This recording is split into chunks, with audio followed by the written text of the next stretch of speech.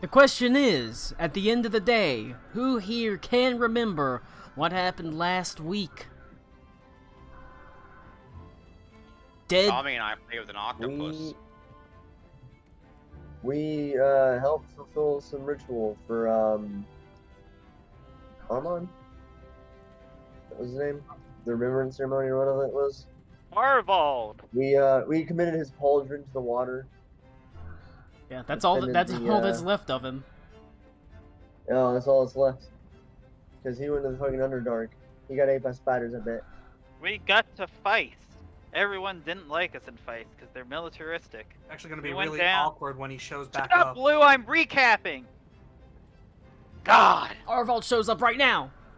But no, we had the pauldron, and everyone's like, all right. And some people were like, that guy's a traitor. Cool. And then I saw some creepy stuff beneath the lake with my octopus. Elicool and Reed did some cool underwater swimming, and the broodmother was like, hey, you guys are cool. I believe in you. Help me with this ritual in case things go bad. And we did. And she's like, cool, thanks, guys. And then she's like, I'll see you later when we have this broodmother, like, meeting. Hopefully you can, like, get below the lake. There you go. That's the entire game. It's a good try, Tommy. Good try. That was the entire game. You don't even remember the game. What about your octopus buddy going down to the bottom of the lake? That's why I said I saw stuff with my octopus down in the bottom of the lake. Yeah, what did you see? These nuts. Things that reminded me of the Eyes of Vecna. So D's nuts. Yes. There's a pair of like yellow glowing eyes or something like that, right? Yeah, Yep. these nuts. What about all the work that M did to get you in good? He's not a player character, so he doesn't matter. Oh, that's messed up. You don't tell. Say that to M's face. He changes his face after that. Says, "Say it again, different face." You're right, though. I did forget Say it because again. we literally saw him coming from the ship, described as or I mean, This M's guy's not going just to a do seal. anything. He's not a fighter. He is. he's gonna make love to Reed. He's a lover, not a Literally fighter. a monk. He's a spooky monk, a monk of the Shadow Monastery. I think shadow monks are a neat aesthetic. But he did a lot of work helping you out, getting you in contact with people, even arranging this first initial meeting with Coralia, the matron mother. That's they sit in this large central like alabaster building in the middle of the lake, and you had to dive down into it and swim inside to meet with her. She herself was planning this ceremony for Arvald, a ceremony of remembrance, one that every loss, basically everyone or every person that is lost within this community goes through this ceremony of remembrance. Usually it's a body that is committed to the deeps, but in the case of Arvald, he's, likely dead in the city of Ertzig, so probably not getting that body back anytime soon, or at all, realistically. So the pauldron was put down there, and however, there were a lot of people apparently that were not happy about Arvald taking up a post away from the town of Feist. They are, after all, their sworn duty is to defend whatever's in the bottom of the lake. Basically, people from going in and things from coming out of the lake. And so, there is a certain sect, although it is a minority within the militaristic orders of Feist, that believe Arvald shirked his duty and that he does not deserve to be remembered in such an honorable way.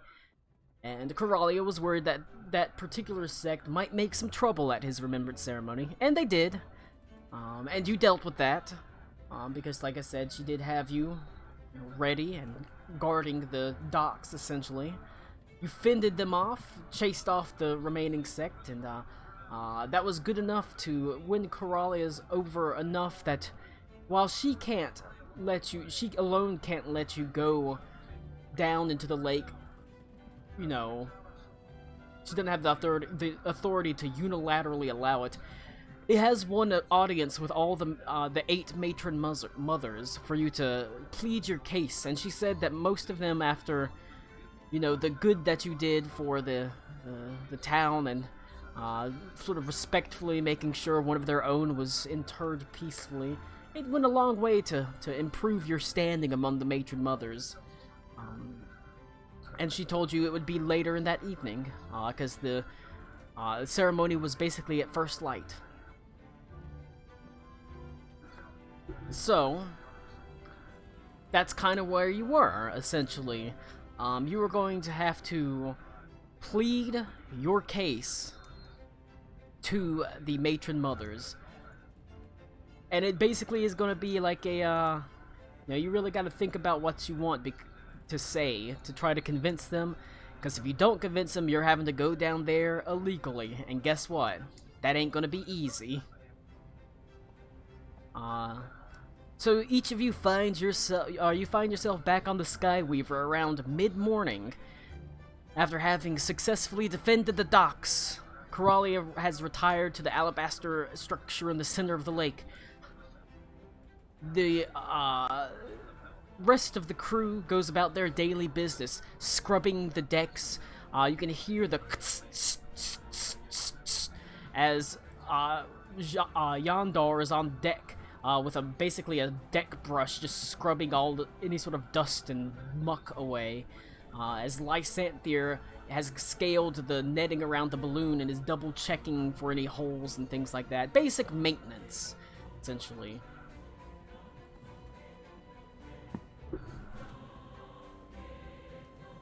What would y'all like to do?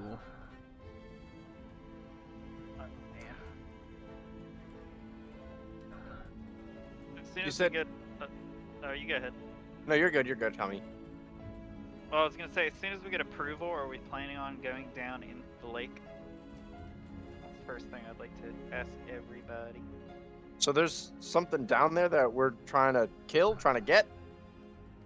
That is Yeah. literally what we've been doing this whole time. Okay. Oh my god, did Nick get quiet? Yeah. Super Is quiet. that better? Unusual- Yes, that's that is unusual better, for yeah. Nick. Okay. But yeah, is that the game plan? As soon as we get approval, we're going in. Yeah. All right. Well, in order to get approval, first we need to figure out how to get approval from the other brood mothers. I sure could use a 4-hour nap before we go do all that. I mean, Get you've literally got hours. Yeah. I was gonna ask if they give us a time frame. They said evening, and it's mid-morning, like maybe 9 or 10 o'clock, so... I am legitimately going to take a long rest, so I have my spell slots in case.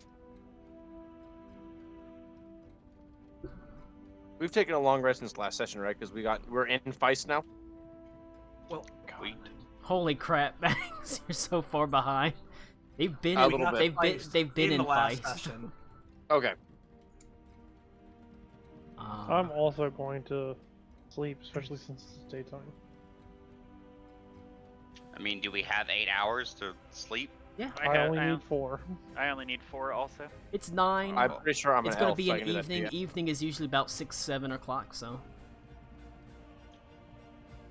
Well, like I said, first we should really find out how to gain the approval of the other ones. So, in You order think to do on that, that? I think the best place would just go to the source. So I would like to see if I can talk to Coralia again about obtaining the other's acceptance.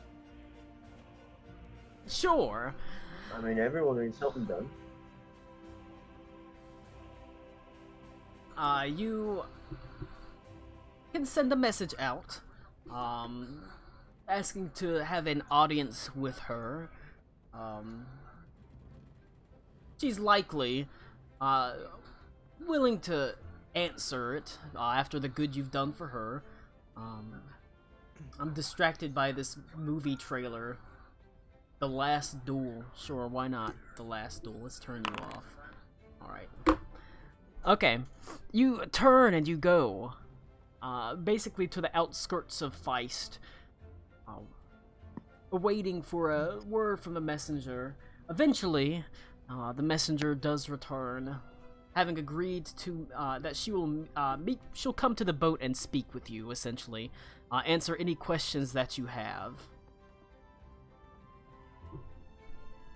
You don't have to wait for long, as she is quite punctual and quite eager to come help you. She shows up on the sort of outside the boat not more than a half an hour later. You can see she had, much to your surprise, Im is standing there with her, still in his aquatic elfman form. He smiles broadly, waving up at you as she climbs on board the ship. So, you wish to speak with me? As always, Reed will start off any conversation with a bow. Yes. It is in regards to your, broodmother sisters, I guess. Yes, my fellow We matrons. We understand that that we need their blessings as well in order to, enter the lake. Yes, I have, that is true. And, for the most part, what I've inquired about, most seem willing to allow it. There are a couple, two in particular, that might need some more convincing, I suppose you could say. Well, then those two are my priority. Do you happen to know what might be convincing to them? Well, one in particular, a woman named DeVries, is...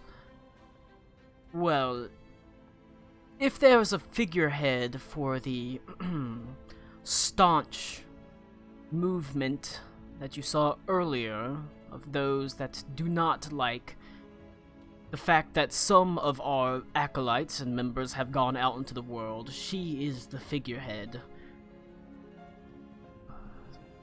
It will be the hard one to convince, because she will not be swayed by the little incident that happened today. The other one, Patelis, is... well... she just does not like the concept of outsiders going in the lake at all. The rest of us could be understanding as to it. I myself am quite convinced that you've at the very least earned the opportunity to undertake your efforts in the lake. Under close supervision, of course. Of course. Well, if that's all you can provide me about these two, I think I'll need to talk with my companions about the best way to continue forward. Yes. Well, as I said, DeVries can be quite a staunch hardliner, but Patelis has been known to... well, she has an appreciation for finer things, if you understand. Fine wines and expensive garments and the like. And that may very well be one route for you to get in on her good books. Yeah, too bad our wine connoisseur and his fine clothes aren't here today. I've never met him. Well, I wish you luck. I will see you this evening. It will be maybe, seems like it's going to be 8 o'clock whenever this meeting happens. I will likely have a guard outside here at 7 to escort you. Thank you for your time. But of course. Bow her away. And she sort of awkwardly bows as well. And again, thank you for your aid. She makes her way down off of the Skyweaver and onto the grass below and heads back into the city of Feist.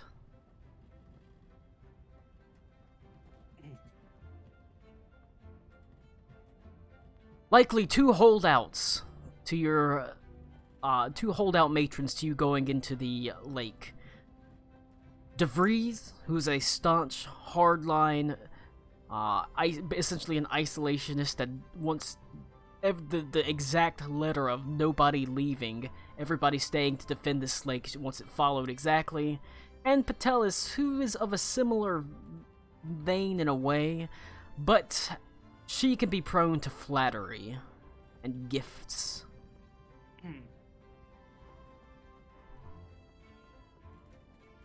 Well, isn't Alakul from a hive that was very closed off? Like, they didn't really venture out too far? No, they did. They just Oh, you did? it's uncommon for you to go too far, but They sure didn't go out as far as Alec Cool did for the most No, part. no one went as far as I did until recently. But they weren't shut-offs. It wasn't common for people to go out and search for them. I'm a shut-off, though. Alright. Lou, did you notice you've got an extra action now, too, on your D&D Beyond sheet? Oh. Ooh! I can turn undead! That's right. Haha! That is your Kelmvor's boon. Sweet.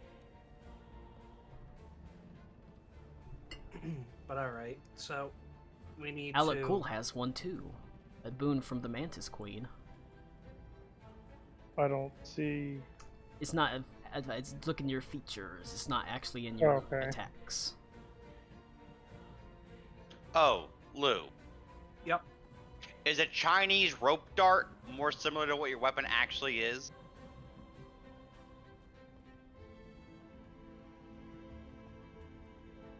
I don't. It's Oh, Kuna cool. with chain. Mantis Yeah. Queen's champion. I don't think it's what I think that would be the closest to what it is, but with the chain. Rick's over here fucking like, is this thing we saw in Shang-Chi, Well, no- the Marvel movie? No, yesterday? because originally Oh, that's cool. we told Lou was a Kurosai Gama, but when I saw that, I thought that's closer to what he would actually have. I mean, yeah, maybe. I mean, literally what it actually is just a guitar that we added a chain to, but... But and I it know. got called Kunai with chain, because if he says But, Kunai you know. with chain as loud as he can, it's a crit. I'm just saying that's closer to what the weapon would actually be, Excellent. more than likely. Good discussion, boys. Alright. But, alright, so we need to convince these two... I mean, I'm hoping taking that a maybe nap. Ala Cool had a I can't similar hear you. background that he might be able to Hmm. convince them He, with. but he apparently does not. And I'm on an outreach mission.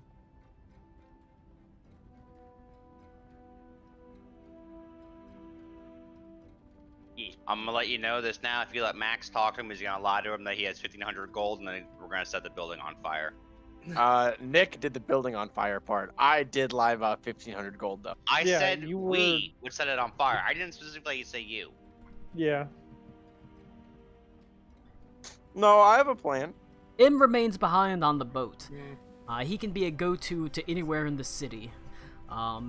He, after she's gone, he says, so what are we eating? I can go catch something. He just walks into the galley to eat something. If you say that, he'll say, sure, I'll eat whatever you catch. Hey, after all, I'm not turning any good food away. All they eat in there is basically fish broth. Then I go get Hilda and I see if she wants to go hunting again. Hilda, right? Is that what we call her? Yeah. Okay, Yeah. I thought so. She's being called Hilda. Despite Hildy. the fact that it's Or all the way now late in the morning, you have to knock on her door as you wait for a moment before it finally opens up quickly. As you stay there, hair a mess, having only just woken up from sleep. As she just says, "Yeah, You ready to go hunting, kiddo? what?" Is she older than me, Colin? She's 19. Oh, we're the same age. Okay.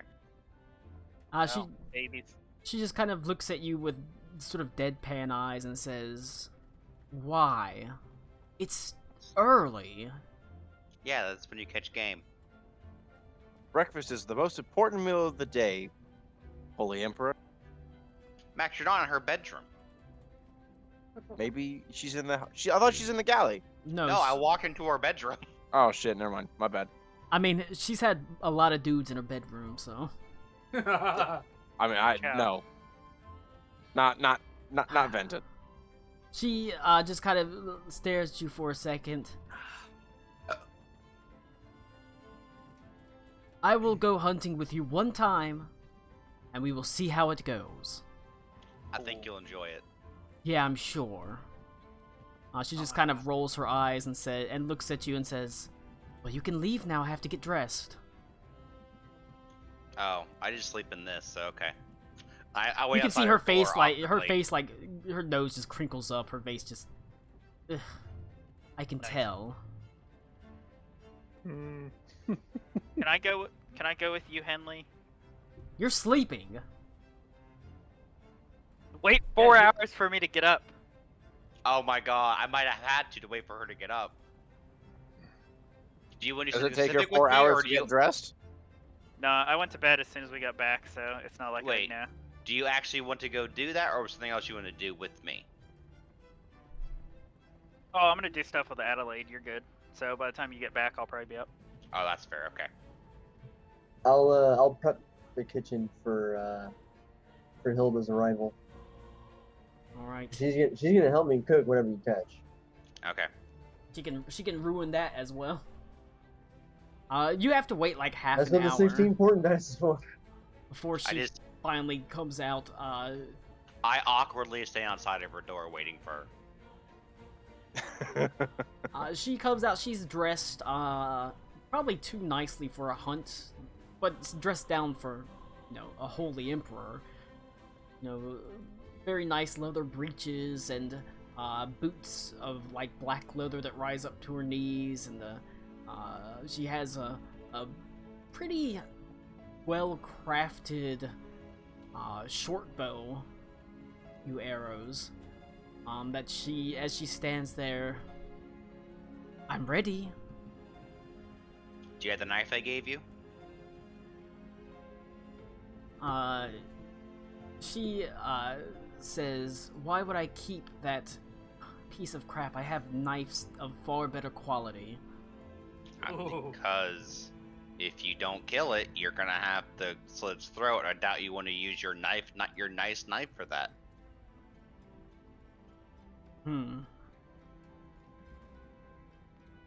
I suppose. She retrieves your knife and tucks it into her belt, saying, "Well, hopefully it's sharp enough to do the job." All right. And I take her, and we go find some game. All right. You head out away from the town of Feist. The land here is very, sort of rocky and flat. It's not like forested. It's not really forested. It's more like scrubby kind of rocky plains. Y'all go find a goat. And so, you go ahead and roll a survival check. 15. It's pretty good. You find that the game itself is not super easy to find in this sort of place, as you would expect in, say, a forest. But you do come across what appears to be hoofs just on crushed moss, and you're able to follow it. Quite recent. You find a little bit of scat as well. Sort of small and round and pellet-like. And you're on the trail of a giant Vorpalhair. A surprisingly rare, but still, edible beast. Vorpalhairs are something akin to displacer beasts in that they are able to move with this shadow behind them, and they also have a teleportation ability, making them very difficult to hunt if you don't get to jump on them, so you're going to have to be extra stealthy. Alright, so I tell her we gotta be stealthy. I'm gonna try to stealth up to it. A Vorpalhair, that sounds like something you just made up.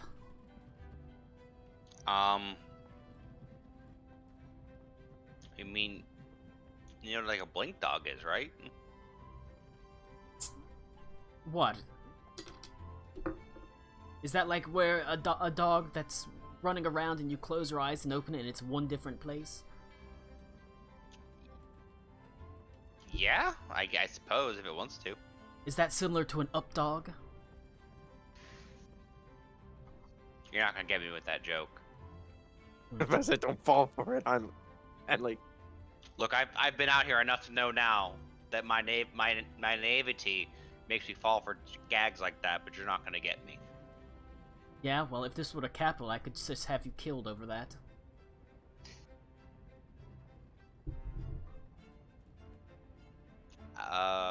Okay? Alright. Just so we know our places. And she will stealth as well. She did better than I did. She did. She's actually stealthier than you. Those nice boots coming in handy as the soft leather makes basically no sound across the rocky landscape. As you slowly ease your way forward, looking across what appears basically in a gully, essentially between two rocks, you see it, and the Vorpal hairs are large, literally maybe 4 feet long, sort of long ears that flop around it as it hops forward. It every now and then stops and munches on some of the moss nearby, but then it shoots up, looking nervously around as you get closer and closer.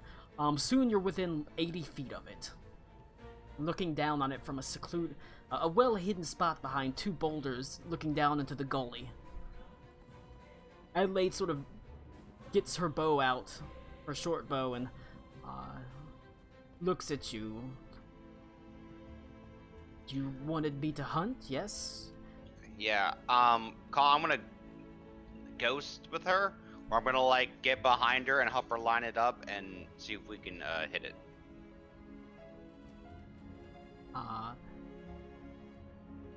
You get what I mean? You know what I mean? Oh, well, as soon as you try that, she does not take kindly to that, as she kind of shrugs you off and says, I know how to shoot a bow.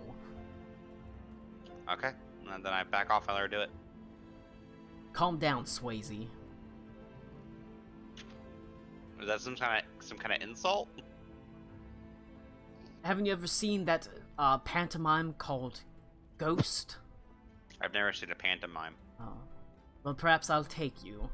But she is going to line up the bow and fire. Whoop! It flies way wide, landing basically 3 feet away, as the Vorpal hair just blinks away almost immediately, taking off running, as she throws the bow down, saying, "Damn it!" Use the port and die. She only got an 11. No, she's not gonna use a port and die. But she does have plus 10 to hit. Dang. Let's see if we can find something else then. She said, no, you took me hunting, we tried, I failed. It's fine. Well, how do you think everyone's gonna feel if you come back with no food? Hungry. So will I, but I don't Yeah. really care. Most of them could go at least a day or so without a meal, wouldn't you say? Especially that, what was it? Lord Saraceno, he's starting to get fat. Yeah, he did look a little pudgier from the last time I saw him. He's not even here to defend himself. damn. Colin is So all that the time hair he spends still. watching robot fights. If the if hair he's still so up in hungry, view? he can eat the halfling. Roll a perception check. I crit it. All right. You're able to just make out the faint trail of where it blinked away, and took off running. And you're able to even though it was very difficult, you're able to just catch the trail of it again. It traveled maybe, and you have to follow it for another quarter mile before you catch up to it. It is on alert now, however. Can I try to throw a javelin at it? You can, if you don't want Adelaide to take another shot at it. Will she? I know I got the impression she wouldn't. She might be willing to if you coax her into it. Yeah, but I feel like if I walk up to her and argue with her in front of this thing, it's gonna run away. It's up to you. I'm just gonna try to get it. Alright. That I hit with a 21, Colin. You do manage to catch it in the haunch, basically, as it lets out a horrific squeal of pain and runs about, maybe 10 feet before collapsing down, dead. Alright, I'm gonna go get it, and I'll bring it back and we can eat that. Alright. I tell her she's cleaning it still, though. What, Actually, what are we gonna throw it in the bath? no. No, she's not gonna dress it, never mind. I'm gonna take it back with her. Not in my clothes, at least. No. I take it back to Bruce. Alright. Boy, she's not been rolling great. Even with her, even if she's a good shot. I don't think she's not trying. But she sort of follows behind, maybe 10 feet. An annoyed look on her face, she does not say a word to you as you march back to the Skyweaver. She goes straight back to her room. Alright, I give it to Bruce so we can prepare it. And what happened to the Imperial Princess? What was that, Beaver? Sorry, they came a little jumbled up. And what about the princess? She's gonna throw a hissy fit in her bedroom. Oh, I see. So she's no help anyways. Alright, give me here. Also, that's rare. She probably should, muck it up. Probably for the best. Well, then I Alright. guess asking her about what someone who enjoys dainty, finer things wants. She's not really Well. gonna be up to it right now. Well, Reed, way to ask Aruna, you insensitive jerk. I'd say you're gone long enough to, for Aruna to take a nap. And wake back up after her rest. I'll look cool Thank too. you. Awesome. So all I want to do, Colin, I'm sure Adelaide some doesn't fun? want to come out anyway, because she's like that. I'm gonna get a piece of parchment, and I'm gonna go look at my spell book. I'm gonna basically write down how Runa visualizes or casts spells. I'm gonna put dancing lights, firebolt, and mage hand on there, and have illustrations, so forth and so on. And I'm basically gonna put down that if she wants to, I can help her with it, or she can try doing it on her own, and I'll just slip it under her door and leave it. Wanna see if Sure. Basically, I want to see if she's willing to learn cantrips, or if she can learn cantrips, but I'm not gonna How to be a bother mage. her. You can roll a history check for me. Ooh, a history check. You Oh my say? god, Henley's fucking giving her lessons of being a ranger. You're trying to make her into a wizard. Well, 11. It's not the worst. Well, We're it's trying to create not a Madan. super hard check. It's more Yeah. a basic idea of the. You know that the royal family tends to favor clerics of the forge, and the occasional paladin pops up as well. Okay. Well, I guess that's another question. They Does they magic- are devouts of Lothmater, the god Lothmater. Does all magic bases kind of follow along the same route? So if she learned the basics of how I cast spells, would she be able to also start into clerical or paladin stuff? Or is it too different? They're pretty different. Okay. But that's the fair. effort would not necessarily be bad. It's Yeah, still yeah. something to learn. Okay, well, I'll do that. If she wants to talk to me, she'll talk to me. She can dip levels in a wizard. That's true. She can be a cleric of knowledge. That's true. Alright, you don't have to wait Ioun. too long after you push this under her door before she opens the door. Sort of almost a determined look on her face as she goes to where Bruce is gonna start preparing the rabbit, and with her arms crossed, sits down on the bench and just watches. Nice. She's watching me. Yes. Very I sit annoyed. Like I next to said, her. she's got her arms crossed. She looks annoyed. Like, for all the world, she does not want to be here, but she has walked in here to learn how to do this. I just start to narrate what I'm doing, just like giving her a good view. Alright. But letting her taste it, be like, that needs salt, that needs this, that. Gonna want to simmer it at 115 degrees for 4 hours. You don't want to fucking burn it, mate. Low heat, simmer. A simmer, yeah, but saying simmer implies water, though. Some kind of liquid. She does begin to soften up after watching for a little while. She's not, like, rapt or fascinated by it, but she uncrosses her arms and leads forward and even asks the occasional question. M is there as well, and he is filled with all sorts of questions, though none of it about the matter at hand, as he asks you, Bruce, about... Oh my, how'd you learn how to do that? Huh? Who taught you that one? Oh, Grandmaster Saltash on the opening sparrows. Ah, you don't Exactly. say. Interesting stuff indeed. So what were you doing after you learned how to do that? And before, even, as he probes you in depth for... As he does, probes you in depth for your life Questions story. that I haven't answered. But he also... he I won't, don't he know won't shut what. up either. Hmm. After maybe, I don't know how long it takes to field dress a giant hare, honestly, so we'll say half an hour. You got it completely stripped down, skinned, gutted, basically cut up into portions, and you're already making a delicious stew. And you've got the haunches of the rabbit. I do want to save like a lucky rabbit's foot. And give it to her. Yep, and you can save Lucky Mhm. Rabbit's foot.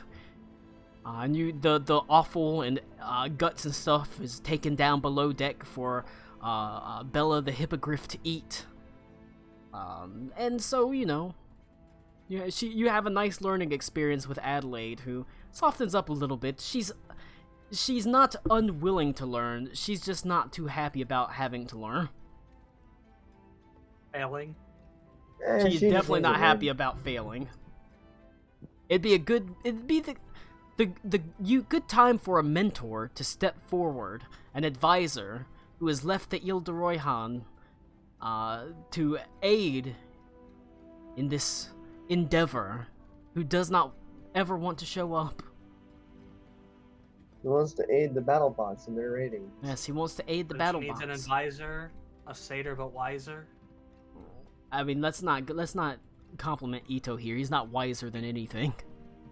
Oh. I know, I just want to watch Hercules. Everyone wants to watch Hercules. I mean, that it is a good movie. Would anybody else The like? fucking muses were the best part of that. What would you like to do next? were. You've had a nice brief sort of role-playing session with Adelaide. You've started teaching her. She's opened up a little bit. Afterwards, she goes up on deck, and you can see she takes her bow and she fires a couple of shots off at nearby rock formations. Wow, that's real. She God, cannot oh my roll higher than a 1. God. They just fly wildly for the most part. He's honing in. Ito goes up there and talks with her for a while. If Connor comes That'll- back, I'll tell her what they talk about. Or I'll tell him what they talk about. Meanwhile, what would the rest of y'all like to do? It's now What- roughly 10 to maybe 3 o'clock in the afternoon. What? 5 what was hours the- before the meeting. What's the fancy matron mother's name again? The fancy matron was Patelis. Patis? Patelis. Patelis? DeVries and Patelis. Can I go bug M for a quick second? M is I also like to talk to M after you're done. M is still there with Bruce, as he says, Me, myself, I was raised on a catfish farm, actually. You'd be surprised. You know, what does a catfish sound like? Exactly what you think it would sound like, as he's just talking nonsense. Stuff that's probably not even remotely true. Yeah, alright. But, he turns as you come to him, and says, "Ah! My lady." So, Em, I have a interesting job for you. Hey, interesting? I love interesting. So I'm sure you heard the conversation earlier. One of the matron mothers is probably going to be a little bit more difficult. Two well, of them. multiple are. Yes, specifically the one Patelis is the one I'm interested in, and I figure you're very good at flattery and figuring things out. Well, you're Could you pretty good at possibly- flattery yourself with that sort of compliment. Ooh. Basically, I'd like you to figure out if she fancies anything in particular that would make a good gift to her, or something that she might not have, since you're kind of in the inner circle at this point. I wouldn't say inner circle, but I do know how to move amongst these people. It's pretty straightforward at the end of the day. You smile, you salute, and you walk wherever they tell you to. Well, entirely fair.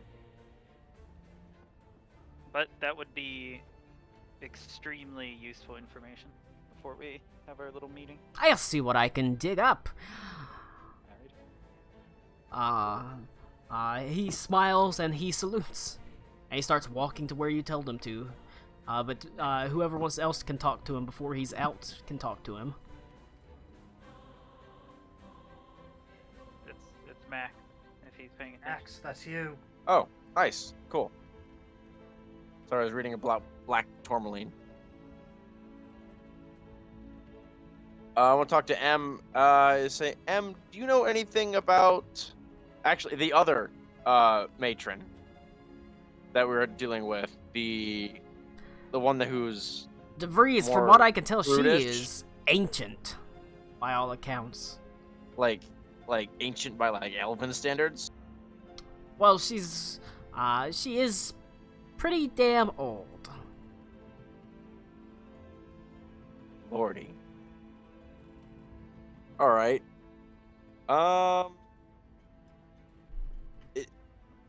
You say she's very sort of by the book on this guard in the lake thing. Oh, yes. Especially, and on the isolationist part. Interesting. Okay. Thank you, M. I pat him on the shoulder, and I go. He And pats I you want on to head the, into he town. pats you on the shoulder too, like, ha ha. All right, chum. As he continues on his business of finding out if there's something in particular Patelis likes. You can walk into town, although your movement in the town of Feist is limited, and you are, as soon as you walk into town, you're being followed by guards. By this point, you know that this is the standard for this town. It is a military town, and you are outsiders. Where you can go Alright. is limited, but you do have access to shops and things like that. All right, because I'm looking. I want to look for a shop that's like, for like, knickknacks. Okay. If that makes sense. All right. Let me take off my shoes. You look around, and there is a small market district that doesn't cater to outside parties necessarily, but it is on the outskirts of town, and you can see there is one particular building that's called Chachi's Tchotchkes, and you can see it has all sorts of window that is made of what appears to be glazed glass, and it's got all sorts of bits and baubles and things out front, like a shining coral compass and a lot of stuff that looks like it's made from, like, it looks like scrimshaw of some sort. It's got lots of knickknacks in it. I want to go to the knickknack shop. Alright. Stepping inside, a faint bell rings as you enter and look up and see that there is this strange bell that looks like it's made of metal and bone. It almost sounds like a cowbell that rings whenever you enter. And as soon as you enter, from behind a counter, a Triton wearing very large circular glasses that have they almost look more like goggles, and they have have a leather band around his head that hold them tight to his face. He's wearing what appears to be like sky blue colored robes that almost match his skin. They fit very awkwardly on him, like they're 2 sizes too big, and he stumbles behind it, from behind the counter, and greets you enthusiastically. My, you're one of the strangers! Is it, what time of day is it, Colin? It'd be like maybe 3 o'clock, 4 o'clock or so. I said, good afternoon, sir. Good afternoon. Well, welcome to Chachi's Tchotchkes. I'm Chachi. These are my tchotchkes.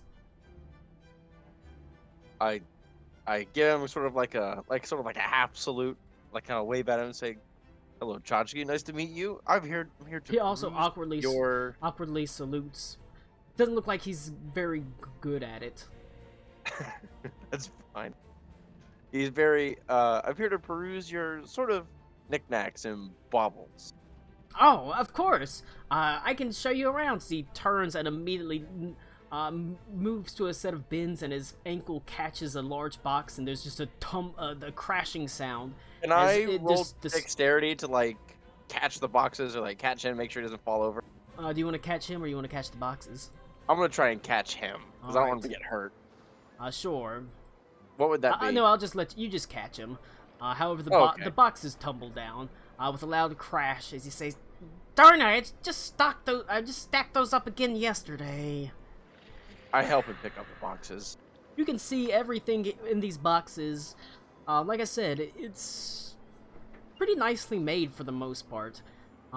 Deft craftsmanship on things like coral seashells that have been carved, and what appears to be the sort of skull bones of trouts that have beautiful scrimshaw that have been inlaid in it.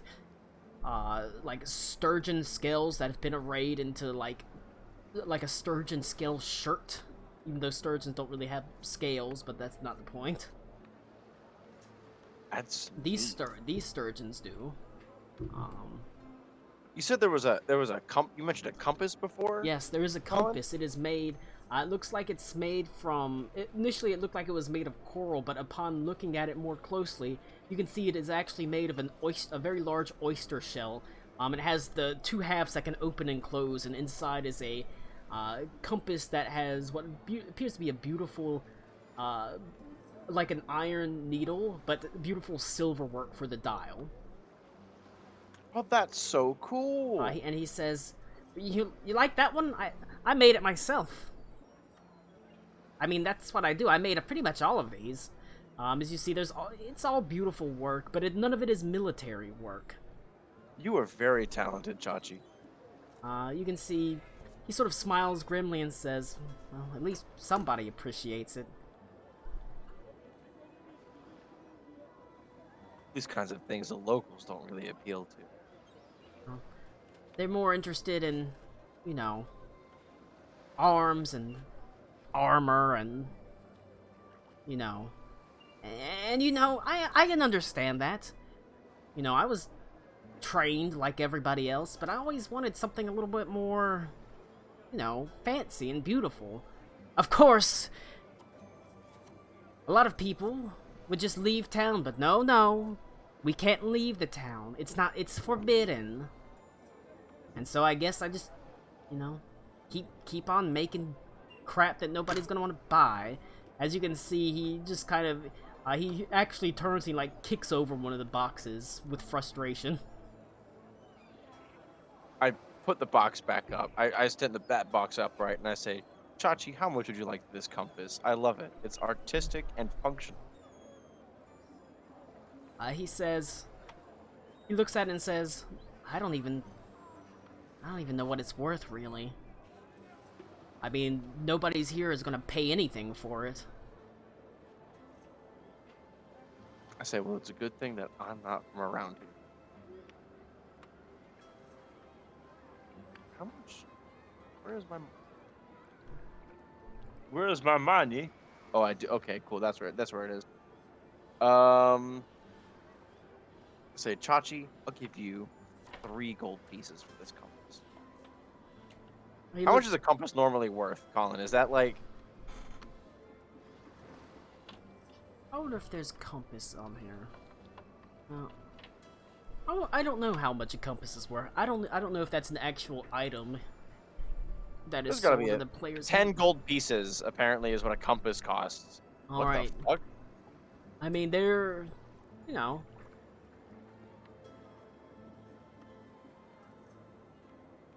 This thing's saying 100 GP. What? that's the D&D wiki. That doesn't count. Oh, okay. I was about to say, how much does Chachi want? I do offer him up like 3 gold pieces. He says, I mean, that's more than anybody else is gonna offer for it, so I'll take it. I give him 3 gold pieces, and I say, Chachi, thank you for the compass. Oh, well, you're welcome. If you want any of this other crap, it is for sale. Do you take commissions, Chachi? Well, to tell you the truth, nobody's ever asked me to make anything, but, you know, I guess I would. I find this scale shirt you have here to be very interesting. I am partial. That scales from a deepwater sturgeon. I am partial to scale armor. If you could make me a beautiful piece of scale armor, that would be lovely. Sure. You'd be, you know, surprised armor making is, you know, something we get taught pretty heavily. The artisans here. It's not necessarily the most beautiful or finesse work, but I certainly can do it.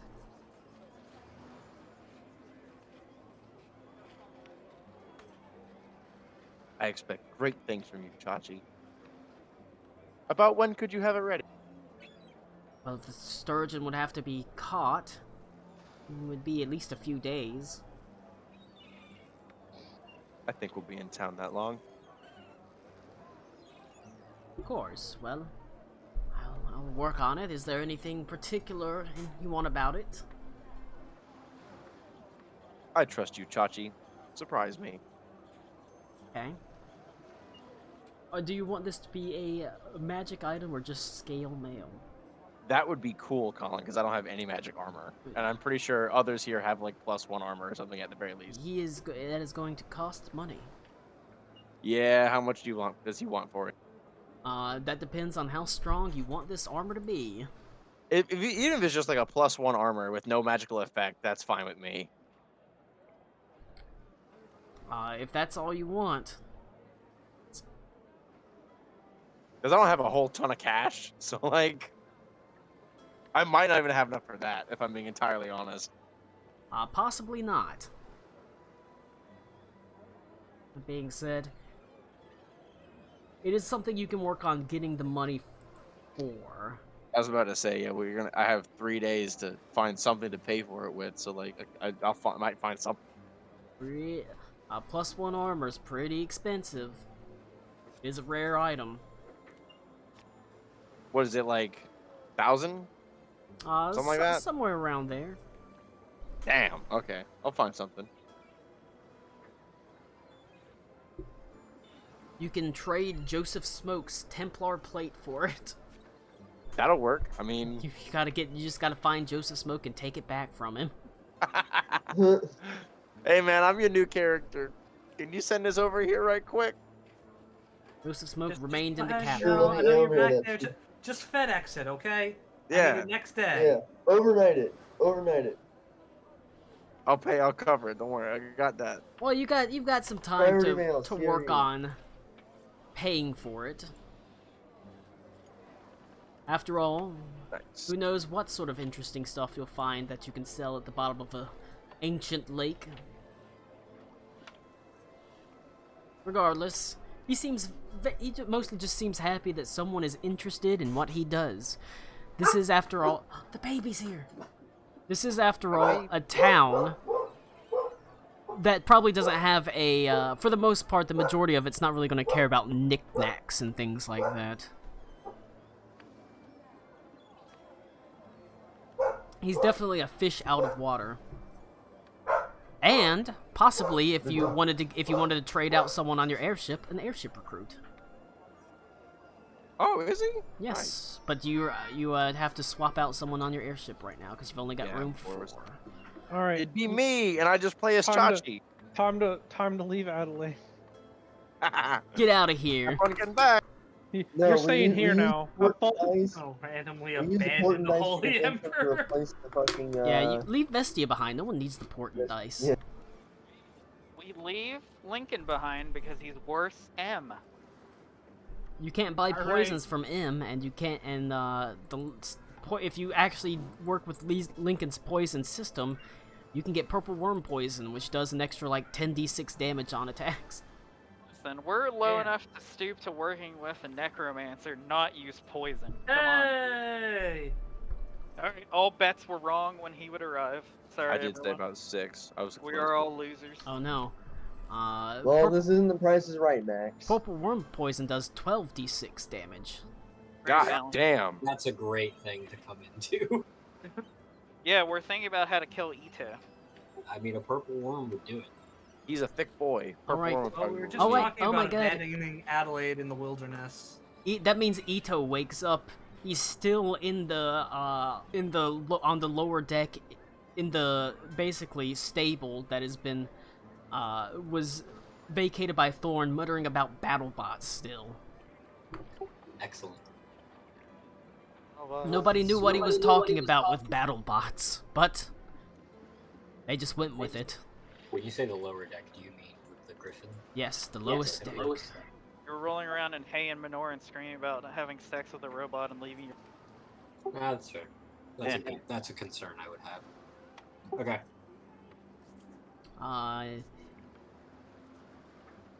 Ito, what you have missed out on is Adelaide's getting pretty down on herself at this point, which sounds almost sexy in a way, but it's not.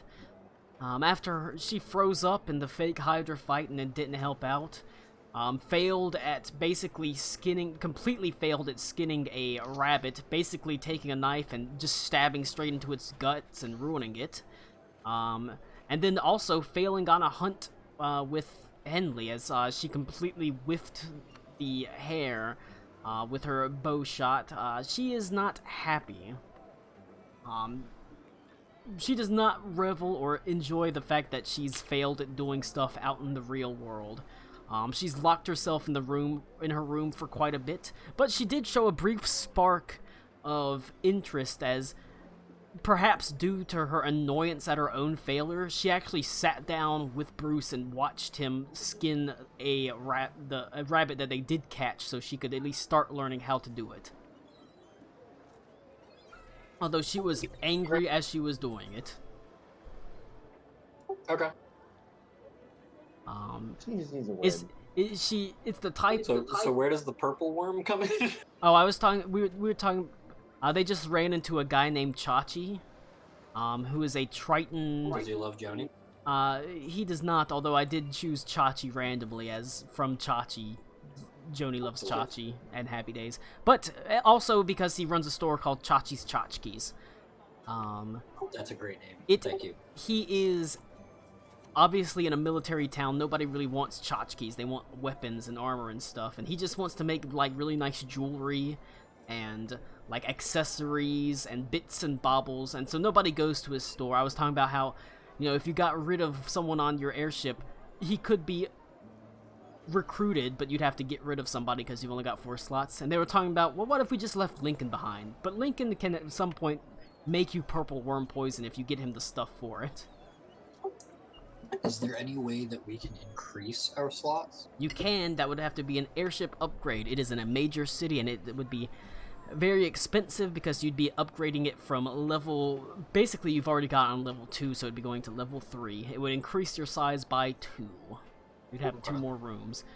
And and the last upgrade was like 1,000 gold pieces or so. So this would probably be closer to like 5,000 gold pieces for another upgrade. Got it. Okay. But that's what you missed essentially. Also, and like I said, Adelaide has been you know, it's getting to be Ito's chance to shine. She needs an advisor at this point.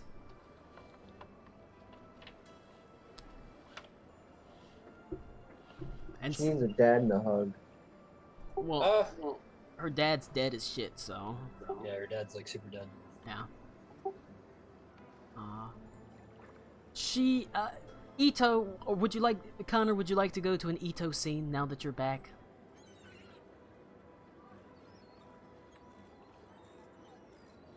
I didn't hear him answer if he said anything.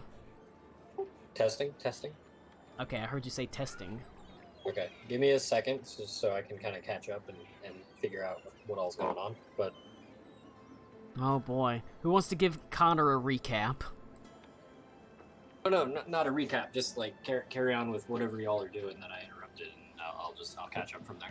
There's downtime. You don't Nothing. interrupt It's just anything. Max just finished what he was doing. Right now they are in downtime. They have to wait until about 8 o'clock. There is going to be a meeting between all of the matrons, the 8 matrons of the, basically the town and the military school. They've won the opportunity to go before the matrons and make their case as to why they should go down or be allowed to go into Deepwater Lake. From what they've heard, they've made pretty Coralia, the matron that Arvald wanted the Pauldron sent to. They've made her a pretty close ally pretty quickly, as they helped her out whenever they were essentially. Well, I'm gonna do a rundown anyways, Connor. I don't care if you like it or not. Okay. Essentially, they brought the Pauldron to her. They found out that there's this ceremony that in any Triton or Sea Elf or whoever that dies, they have a remembrance ceremony. Typically, their bodies are interred into the lake. In this case, Arvald obviously can't. His body can't be interred, but the Pauldron can be, so she was going to do it with the Pauldron. That being said, there's been some infiltration and stuff. M has taken on the guise of a Triton and has been going around and manipulating strings and setting up meetings for the party. Apparently, because M is a really M is good. The shape, spy. yes, monk, the right? spy Yeah. shape changer, essentially. Set up meetings with her, and so she agreed to help them if they would help her. Apparently, she wanted to do this remembrance ceremony, but she knew that there were a certain sect within the town that would not appreciate it because Arvald left. He left the town, he left the city, and the whole thing is they're supposed to be trained to guard the lake. Stop people from going into it, stop things from coming out of it. That is their creed, that is their duty, sworn duty. And he left, and there's a sect that does not like that fact. And she was worried that they would attack at the remembrance ceremony, and so she got the group to basically run security and help out. Which they did, and there was an attack, and they did fend off the attack. She was able to successfully do the ceremony. After that, that seemed to garner enough goodwill towards the party that, well, they haven't agreed to let you into the lake. They've agreed to let you plead your case before all the assembled matron mothers. And from what you've heard from Coralia, 6 are on board to let you down there.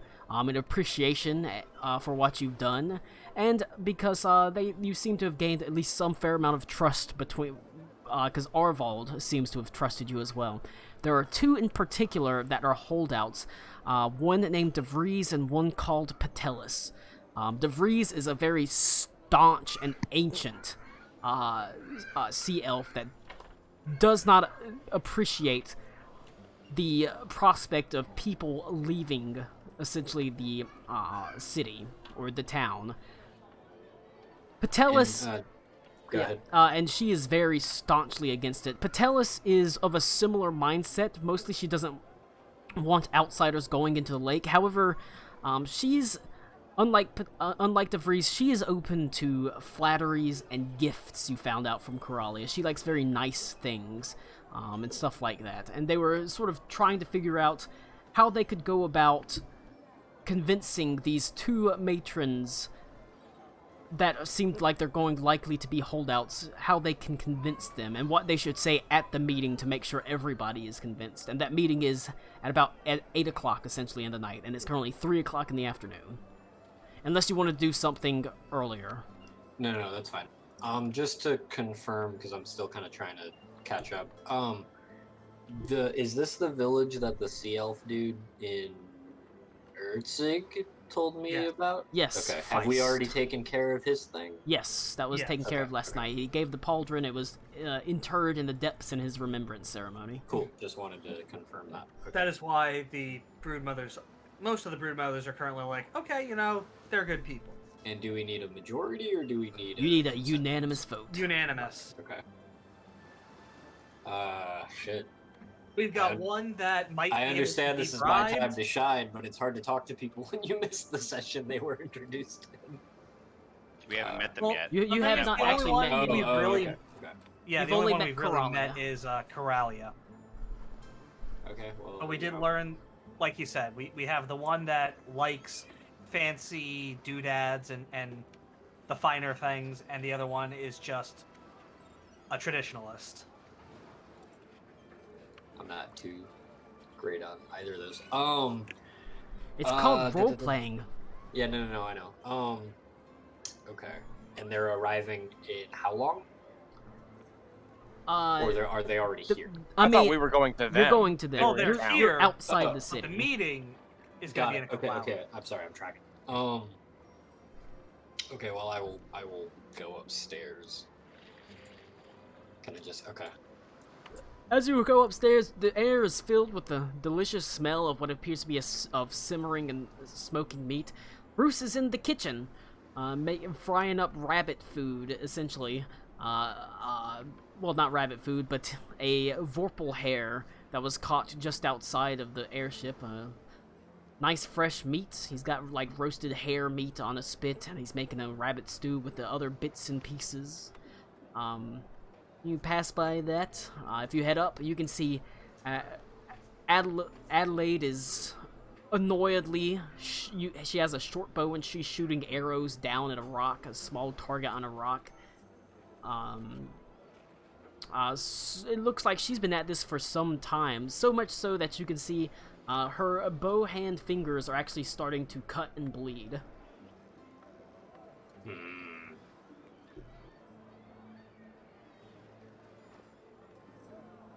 Might want to get her one of those cool Hawkeye gloves with the finger thingies. With the finger. the fingerless gloves that shouldn't be fingerless but are. Only like the ring finger and the pinky are fingerless. Or it's like the first, or no, it's like only the pinkies has no fingers. I'm shit. Connor, did you ever read The Redeemer's Diary?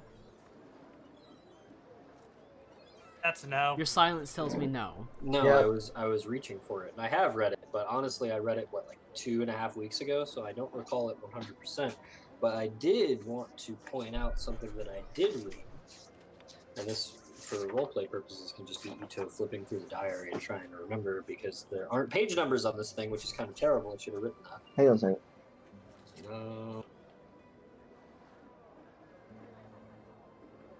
And these aren't dated, right? I just have No, lines. it just went straight down, essentially.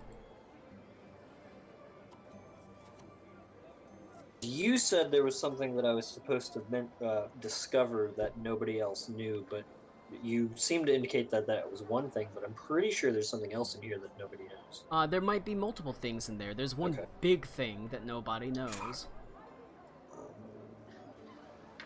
Sorry, this last 2 weeks have been kind of crazy. Yeah. He killed a man with a battle bot. Just think, Connor, Indeed. all the time you sit down and poop, you could have read it.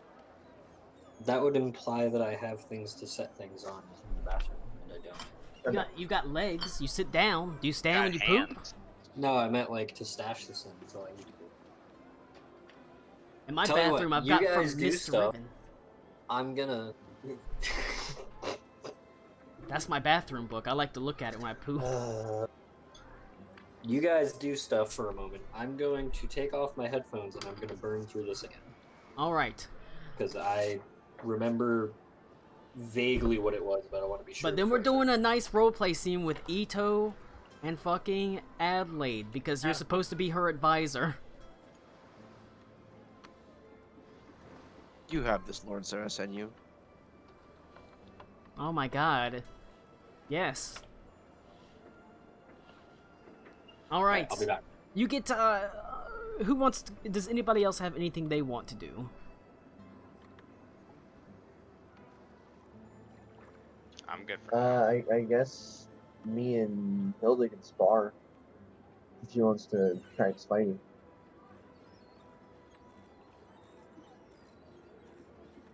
Okay. That's one thing someone can do. She's not gonna.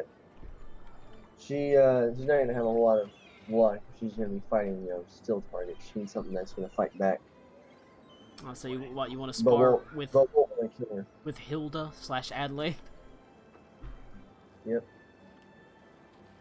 That will distract her from firing off bow shots from her arrow, as she's been doing for the past hour or so.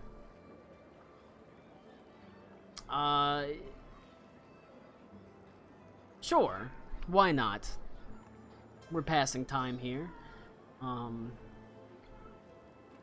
She actually seems quite eager and willing to spar. And, she basically takes, well, I don't know. I get you probably don't have, like, dummy swords stashed on the freaking boat, honestly. She can use the anchor. That's blunt. But, I was gonna suggest bare knuckle. Oh. you're gonna get in a fist fight with a 19-year-old girl? She probably won't. She's never one to shy away from an honest challenge. You just Mama do said points knock you like at karate competitions. She'll do it. She Yeah, what Rick said. she says, well, I'm a little bit more familiar with the sword, but it would be nice to get my mind off of everything. And so she will fight you. Obviously not all-out fights. You're pulling punches. It's like you are essentially trying to score points. But sure. If you want to go ahead, we're gonna basically whoever has highest unarmed attacks. Is you're gonna go in and start fighting. Her strength is good. It's 3, and she's proficient, so she's got a +7.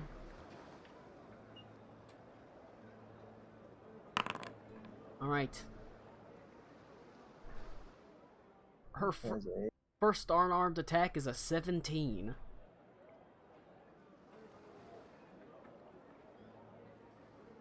I will say you strip down off of basically your armor, essentially. You remove your armor and weapons, so you're... Yeah, and all that stuff.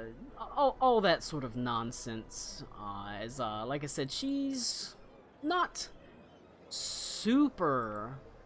like I said, she's not a monk. You're obviously gonna have a real edge on her.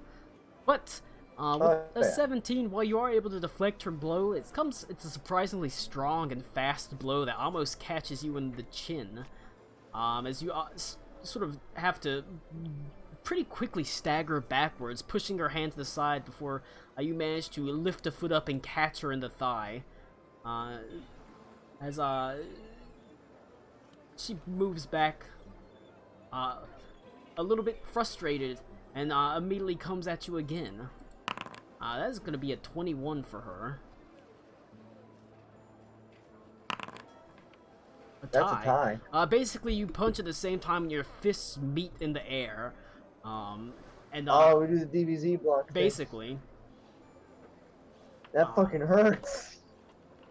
And it does hurt. And you can see it hurts her as well, but her eye... At this point, her stubbornness and her annoyance at failing start getting the better of her as she starts attacking extremely recklessly.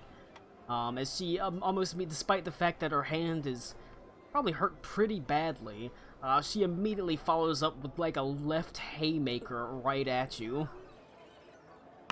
It's gonna be a 19.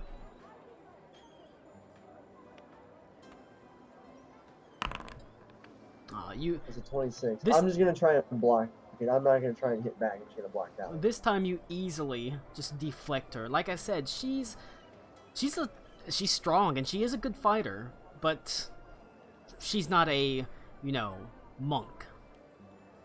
Yeah, as I catch that attack, I'm like, it's good, but you need to calm down. You need to roll it back. You She attack too recklessly, you're gonna end up hurting yourself or others. roll a persuasion check.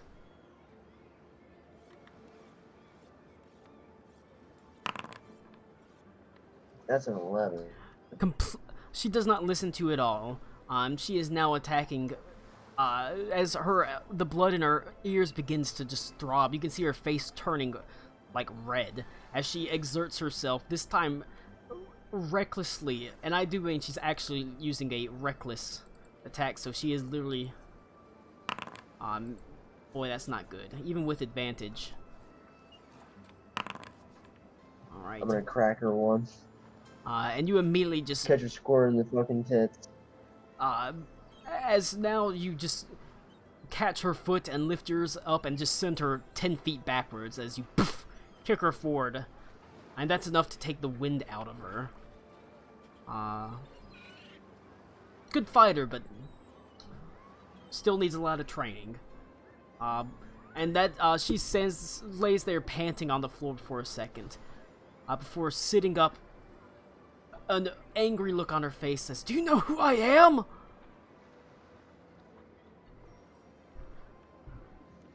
You're a good student. Most of them run out of the room as soon as they take the first kick to the chest. And I just like hold my hand out to pick her up off the floor. Alright. She looks at you, then looks at your hand, and there's a moment where it doesn't seem like she's gonna take it, but she does relent and lets herself be pulled up.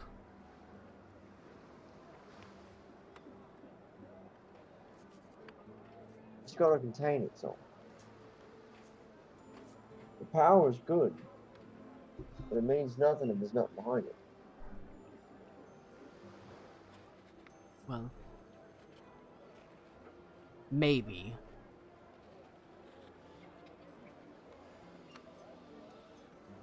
And what would you suggest I do?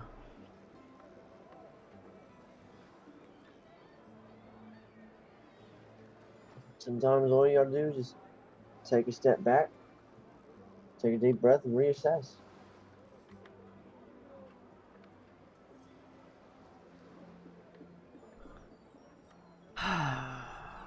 None of this is gonna be it. Perhaps. She just says maybe. Maybe. She coughs a couple of times as the wind completely returns to her. She nods her head and says, "I'll think about it."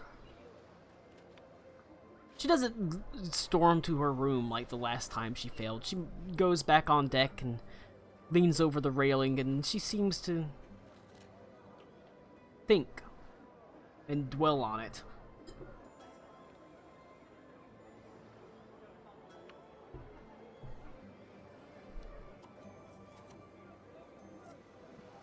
Connor still reading?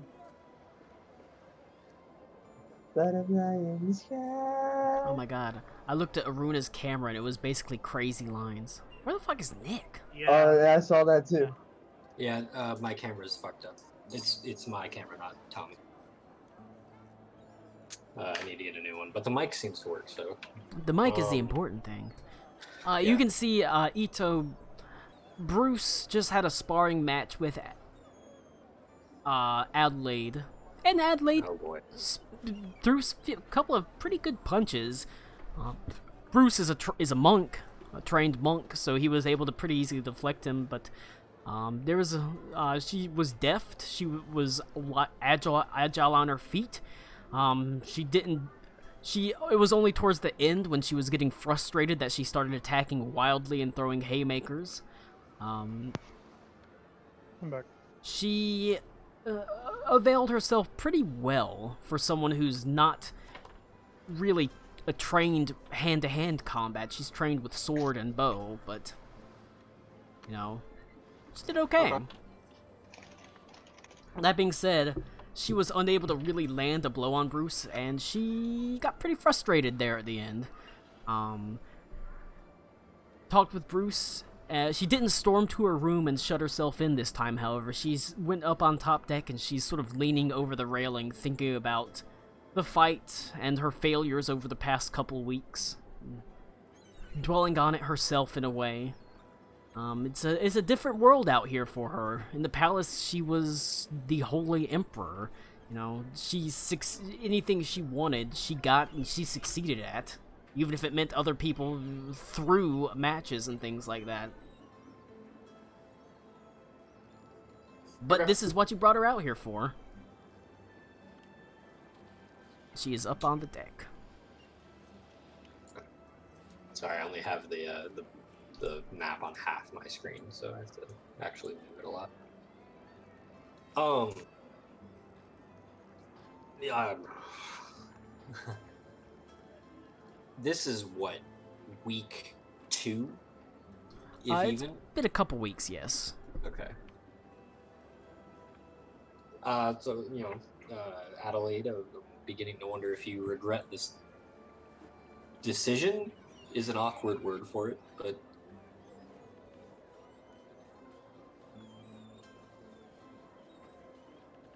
action.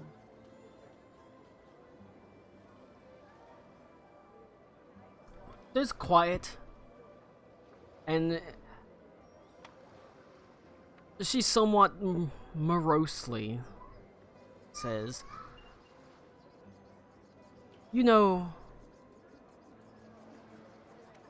the worst thing that my father faced was a couple of border skirmishes between Bay Azkum Lahore and Stalreich, quickly wrapped up in his youth. My grandfather was able to sit lazily on his throne and do little more than negotiate trade deals with the Jin Ma dynasty.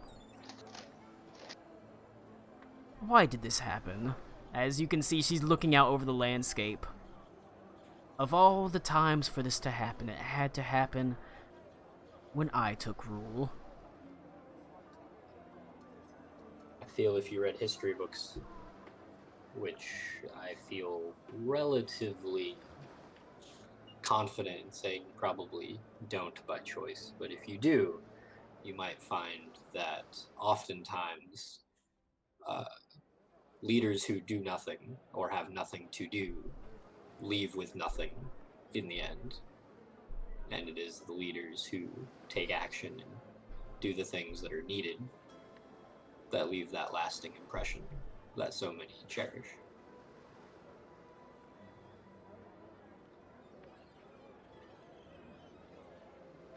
Uncle Albert tried to warn me.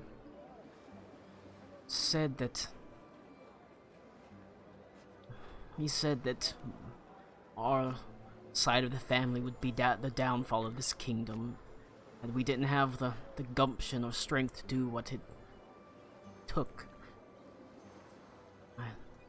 Just to Wondering if he's right, if he was just right. to remind Connor's stupid brain, Albert is the Redeemer? Albert is the Redeemer. Okay. I thought so, I just wanted to confirm. And I would... Is Aruna present? I can be. I am out on the deck. Okay. Actually, I have something to say about that, because Connor has finally read in full and in one sitting the text that Colin gave me. Connor did his homework. Hallelujah.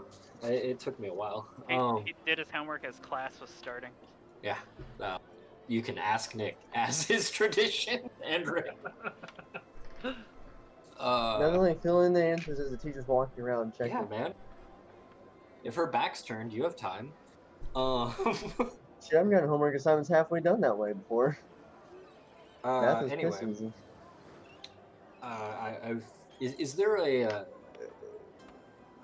is there a public room that is empty?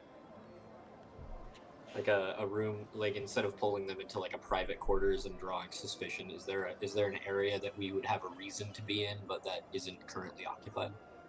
I mean, you can go off the ship. Oh, is it just okay? I'm sorry. It's grounded right now. Right. Okay. If we could go for a walk, that would be, I think, preferable. If you'll have us, Saruna, you don't necessarily have to come, but I think you would be interested in this. Perhaps it would do good to clear my head with a walk. Sure. I will come. Tommy, you're super quiet. Let me crank I you will up. come on the walk with you, boy. Why don't you get close to the mic, Tommy? Yeah. Right in right now. Jesus You're only Christ. supposed to move away from the mic to breathe in. Yeah. If you're not breathing in, fucking Breathe raise your only. voice. Chocolate. It's the breathe and weave, Tommy. Get it together. Apologize. It's me. It was me! I don't even think my Yeah. blowing registers through the pop filter. Probably not. Nope. Anyway,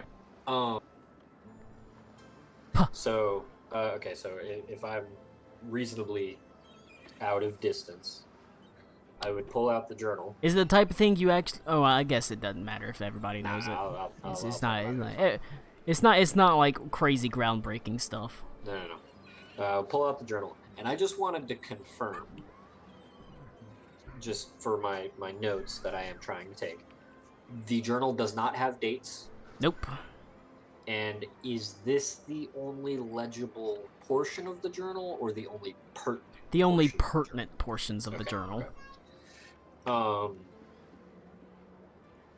I would ask Adelaide first off, who is Otto?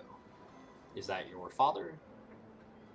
No, it wouldn't be your father. It would be your father, Otto It would be. Otto von Otto. Richten. Okay.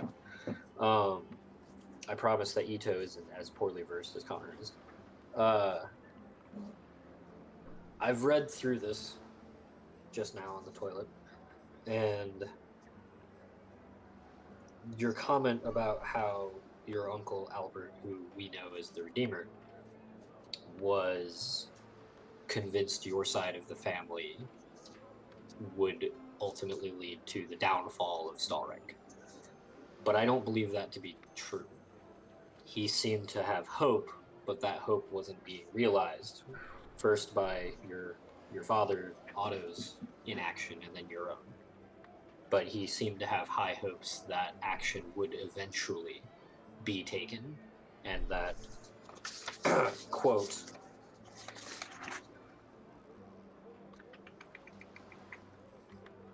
sorry, I can only hope that in the event of my his likely demise, somebody will stand in my stead and do what is good for the Empire, even if it is a difficult choice to make.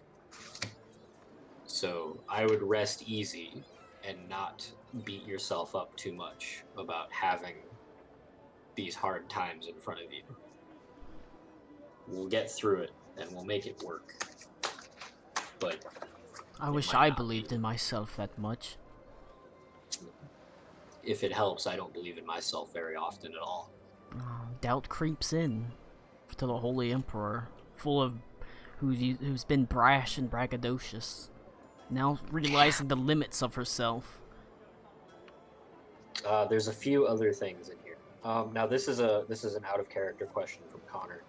The sarcophagus that we found when we were in the vault, Yes. was it occupied? I mean, theoretically, yes, it was.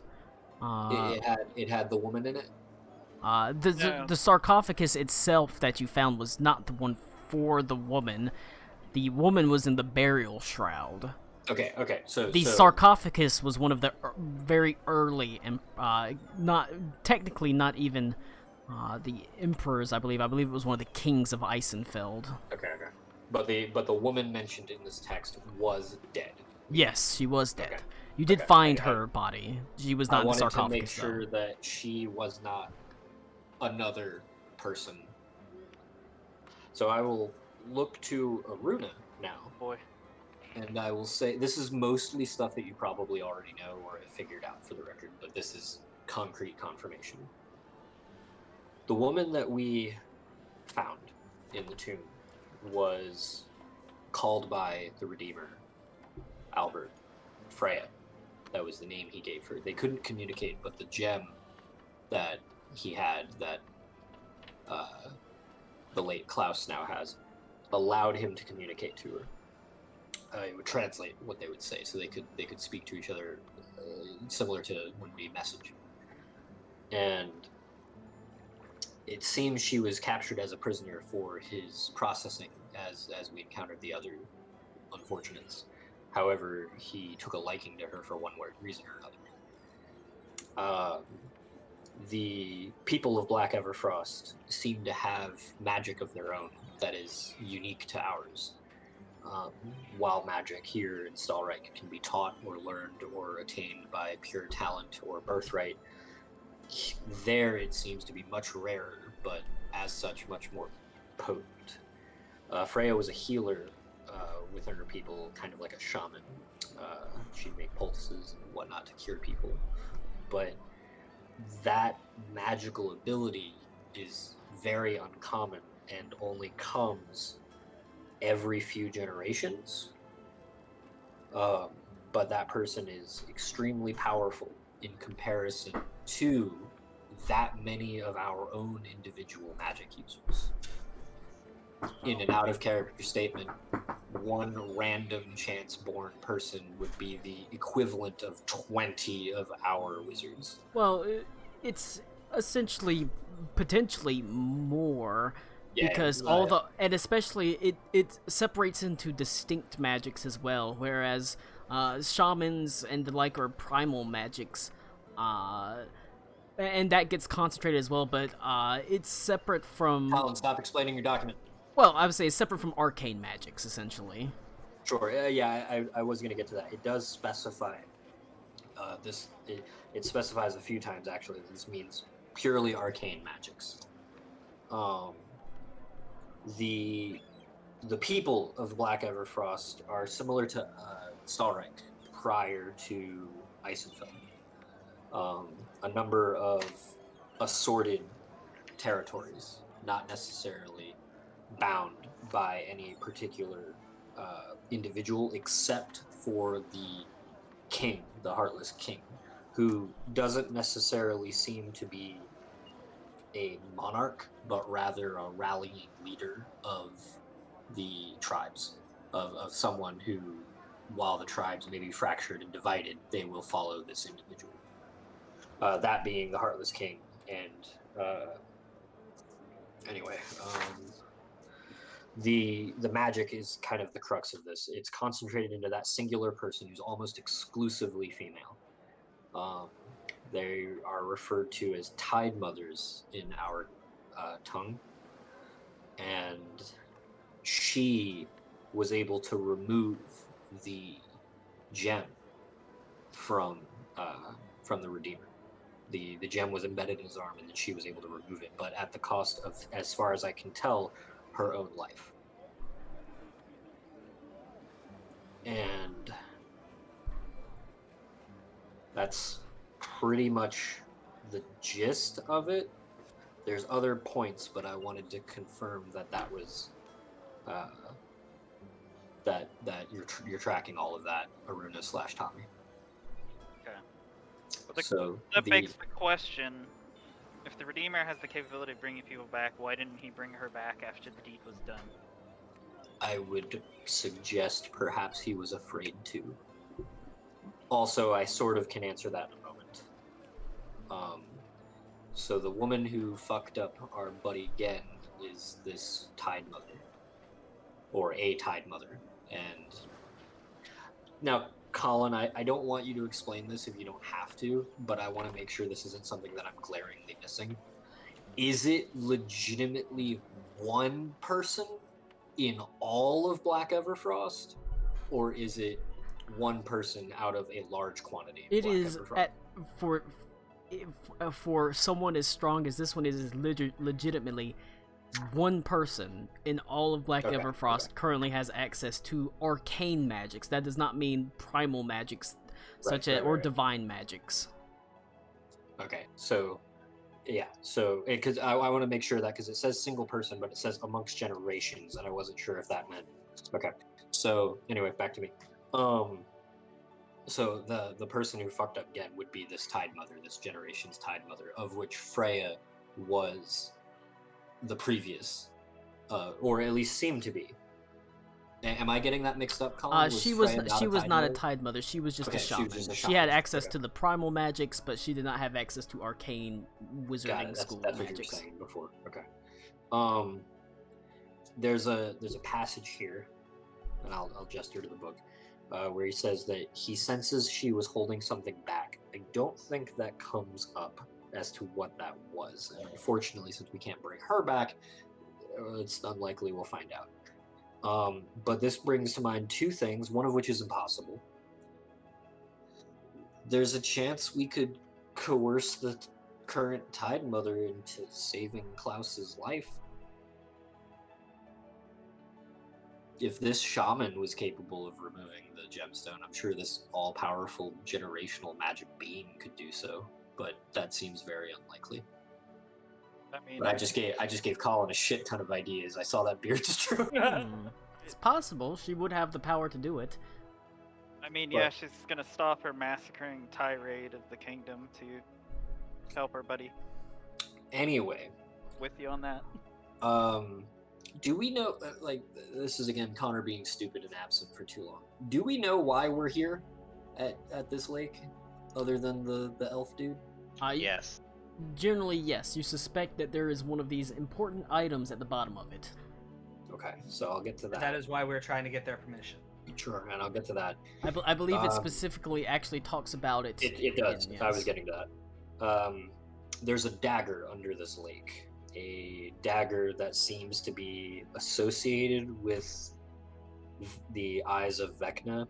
It doesn't say it explicitly, but it's mentioned right after he discusses discovering what the gems are, the Eyes of Vecna that Klaus now possesses. Well, with that, we have concrete confirmation from Alakul vision that is one of the items that the Correct. Mantis Queen showed him. Is Adelaide giving any like anything? 'Cause She's I've been dancing interested, around. but Okay. she's listening. But you haven't told anything that's really super pertinent to her. Sure. And then I'm going to look at Adelaide and I'm going to ask, how did your father die? Well, they say it was a. Be honest, if you weren't present, then They told me that it seemed like it was a stroke or a heart attack, although he was quite young. would you like to know how your father died? I mean, what do you mean? I mean, exactly what I said. I know how your father died. Would you like me to tell you? Of course I would like to know how my father died. Your uncle poisoned him. And I have his confession in these pages. She just kind of sits there in silence for a moment. And perhaps surprisingly, she doesn't act outraged or angry. Just see. He also was going to poison you, but this woman, this shaman of Black Everfrost, intervened and prevented your slaying. She used her will to pull the gem from Albert, killing herself and ultimately saving your life.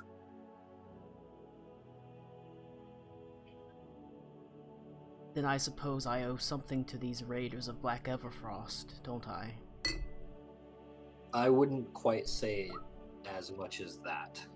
Unfortunately, an enemy at your gate is an enemy at your gate until they prove otherwise. You need to respond to your But- war But as then you she see says, fit. but why would he do that? Well, it is difficult to be in a situation of which you know the outcome when nothing is done and witness nothing being done. I fear that he took action because he saw that nothing else was getting done. Well, to further that point, it may have always been a thought in the back of his head, but we saw firsthand what those eyes did to Klaus, and if he had one in him, That was my second point. He mentioned in one of these, sorry, I only underlined so much, that the gem was so powerful on his brain, or on his mind, that he could feel the effects of it even if he didn't have it in him. And when it was in him is when this occurred. It wasn't until after he poisoned your father that she removed it. That is true. It does seem that the evil of the gem just took that quiet thought in the back of his head, amped it up so he couldn't resist it anymore. You know, all the fear and doubts about the Holy Emperor. You know, he might, without the eye, there's a good chance he wouldn't have done it, but all it took was that little push. alright. Ito? But she Yeah. said, you're surprised. Oh, She doesn't act angry or outraged. She just accepts it. Do you think the Redeemer couldn't bring back Freya, or that he chose not to? Colin, don't answer that. Okay.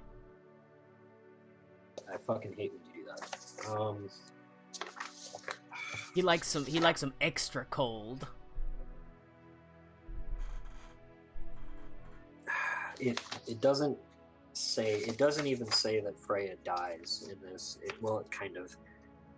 This isn't dated. It doesn't indicate to me when she dies. It definitely strongly implicates that removing the gem is the cause of her death. There's a chance she may have died after he had already left. I'm trying to see.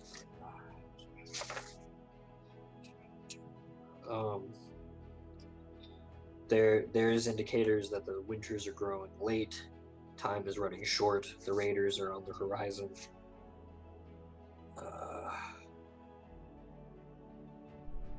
It is not explicitly stated as to why he did not bring her back, or if he could or not, within the diary. But based on the cold logic that is that person, I can only assume he didn't bring her back for a reason. I think by that point he was for the record, he had the gem in his body the whole time we encountered him, right? No. He No. always had it. That was taking place It was a outside necklace. of him. It was a necklace then. right? Yes. Okay. So I would argue, under Ito's purview, based on his logical binary understanding of the world, the only thing that would prevent him from bringing this woman that the text of this book seems to indicate, maybe not love, but the attempt to, that he would only deny that resurrection if he needed to or if he couldn't. I think he was afraid. Second point, Gracie, shut up. are you able to bring someone back? Me? Yes. No. Even if it's recently dead? It would have to be incredibly recently. Well, Ito, I've not been able to fix a lot of fuck-ups. But I think we found our third choice for saving Klaus. If a magic user can remove the eyes and we get a hold of this dagger, I might be able to do it.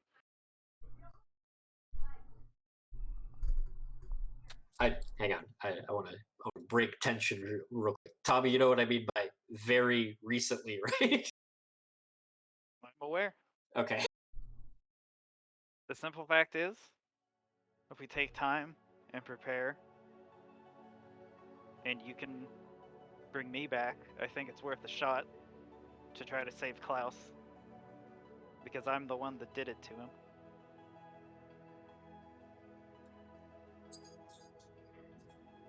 I will message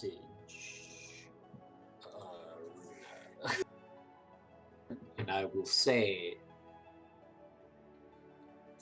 that I don't think we should give the Emperor cause to believe that we would put our friend over the well-being of the nation. But I am in agreement with you. I guess message retort is, we can still have Klaus. We can still have the possibility of his Redeemer powers, but with control over the eyes. But As we have to opposed to- time it so that it's right when Beaver starts really getting into Bruce as a character. There is another little foible. He has 2 eyes of Vecna in him. I was going to point that out. Well, that's what the dagger might be able to handle one, and I can handle the other. I'm not certain that it will work that way, but could perhaps. I do have my ring. Once we find this dagger, we can see what it does. Fortunately, I think many amongst us are dagger users. So, anyway. As a traumatic family person, after Ito dropped that bomb on Adelaide, can I tell if, like, holding it in? Roll an insight check. Roll a family trauma check. Family trauma check. I'm I rolling. would also like to make an insight check if that's allowable. No, only family trauma. That's Oh, fair. that's good. Ito 21. doesn't have Connor, to. you're not empathetic enough. My insight's pretty plus good. 3. Yeah, but Connor, that you're doesn't waiting mean for you're me to roll. empathetic. I already rolled. I did. I rolled. Okay. Tommy I got a rolled. 21. Blackjack. What? You can see her lips are sort of pursed and thin. Her eyes are lost in thought. Just sort of this long stare off into the distance. They don't brim with tears or anything like that. She's not the sort. But she has her own thoughts. As her memories drift to her father and to her Uncle Albert. Of the advice that he gave and the dire warnings that he gave to her father. You're not really sure what she's thinking, though. But it is affecting her. But not grief, if you know what I mean.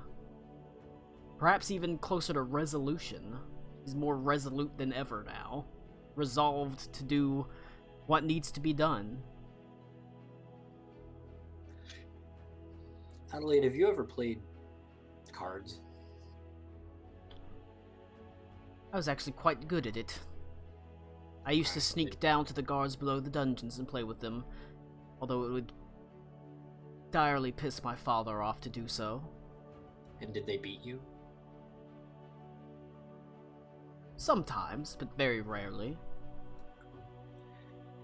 So, in a card game, you were given a hand of cards, and you have to play your hand.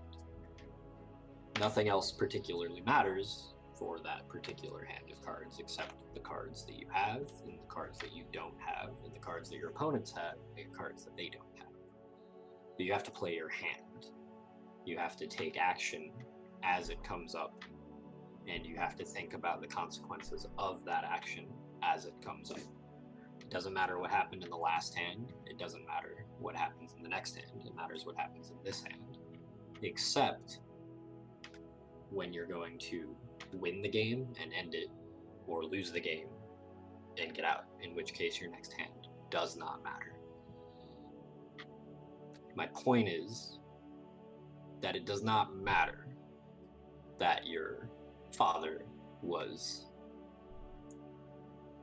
forgive me, and I may be ignorant of this, but lazy. It does not matter that your uncle killed your father. It does not matter that history decided now to bring this invasion to your doorstep. What matters is what you choose to do about it.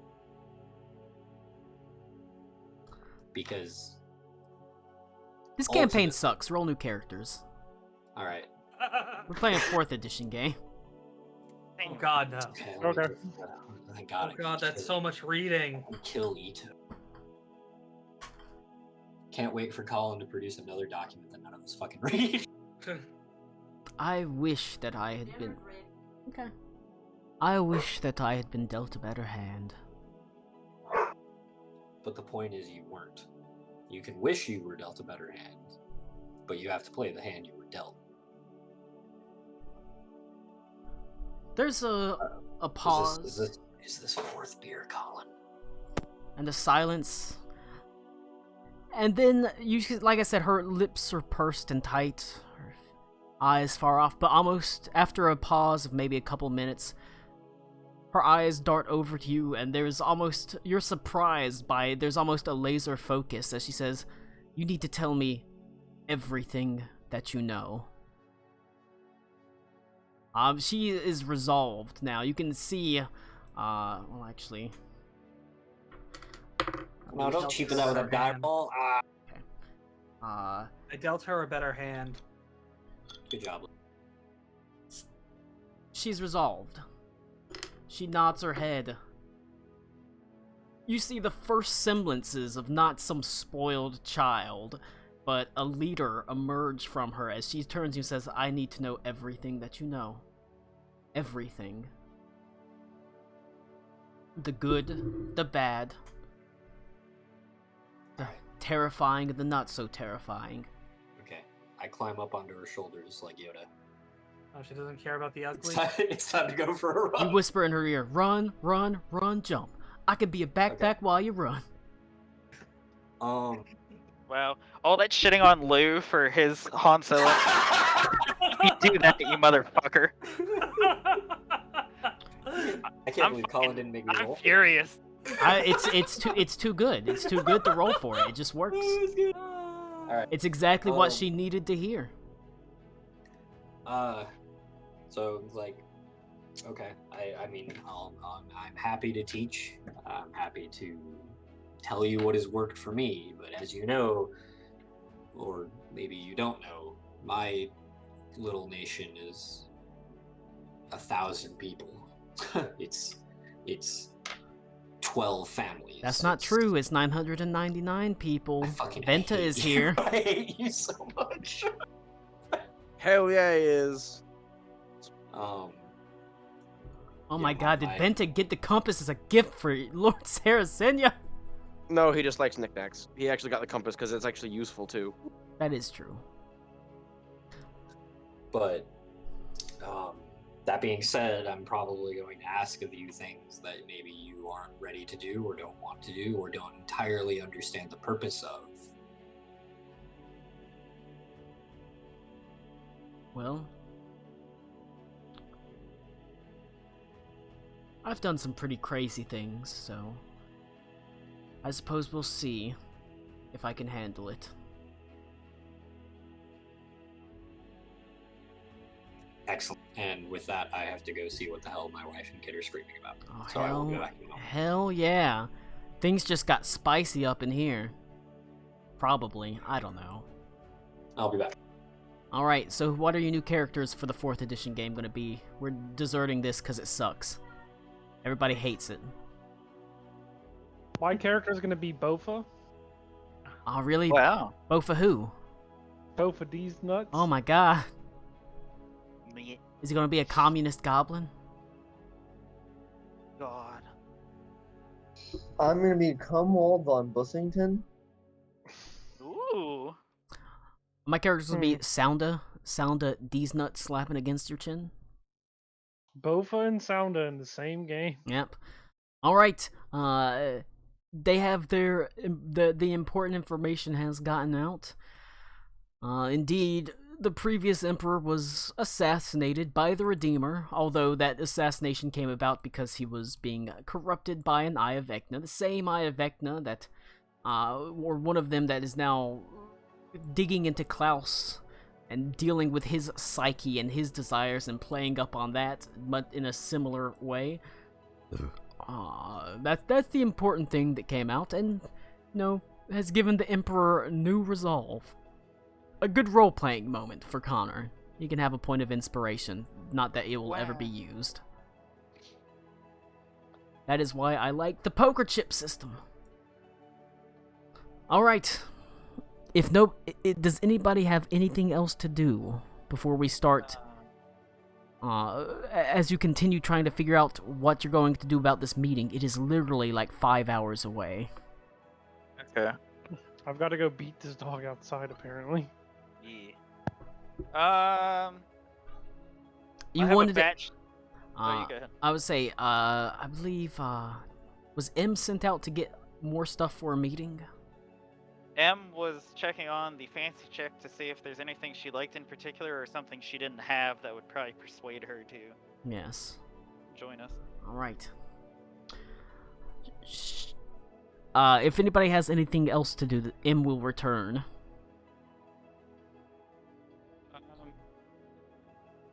No, mine can wait.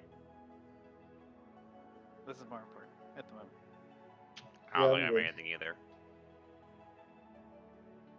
It's the day for the talkers to shine. God, okay.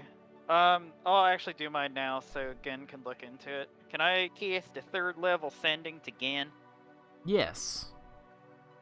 Yeah. Alright. So, having had this conversation with Adelaide and family and all this BS, I'm gonna ask Gen if he thinks it's feasible that my father would answer a summons from the capital. And if so, I would like to be present.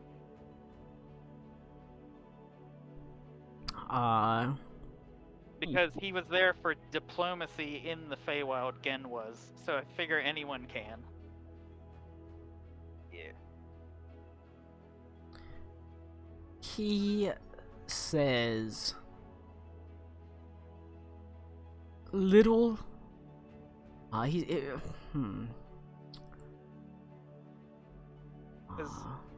When I talked to my dad during the Feywild sessions, he specifically said that he could, once they get this power, they could help the Empire. I remember him saying that. It So I was curious if that was true. is possible, but minor matter, more pressing matters at hand.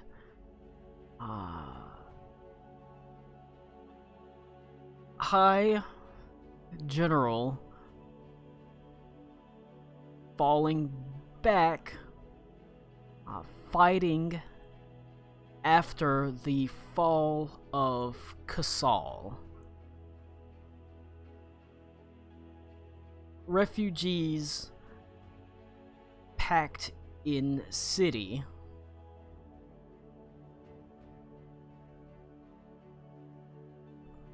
And if you look at the map, that means, at the very least, the horde is all the way to at least here. Gotcha. Moving with incredible speed. It's unfortunately Karak was not here, because he could tell you about the siege of Krutz Castle, because he was there. Cody, you sack of shit. Okay. Just looking for potential allies, let's put it that way. So it's possible, but Gen is... He doesn't... I mean, honestly, Gen doesn't really know. At this point, he doesn't have the people to enforce it, even if they didn't come. Like, what's he gonna do? He can't spare people to go up there and drag them back, you know? Fair.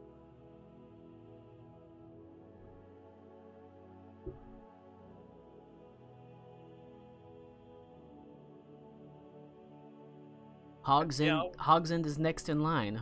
Will Algernon die fighting, or will he retreat as well? Stay tuned. Yes. Joke's on you. Nene dies. I wish I knew who these people were. No. Nene Schmidt.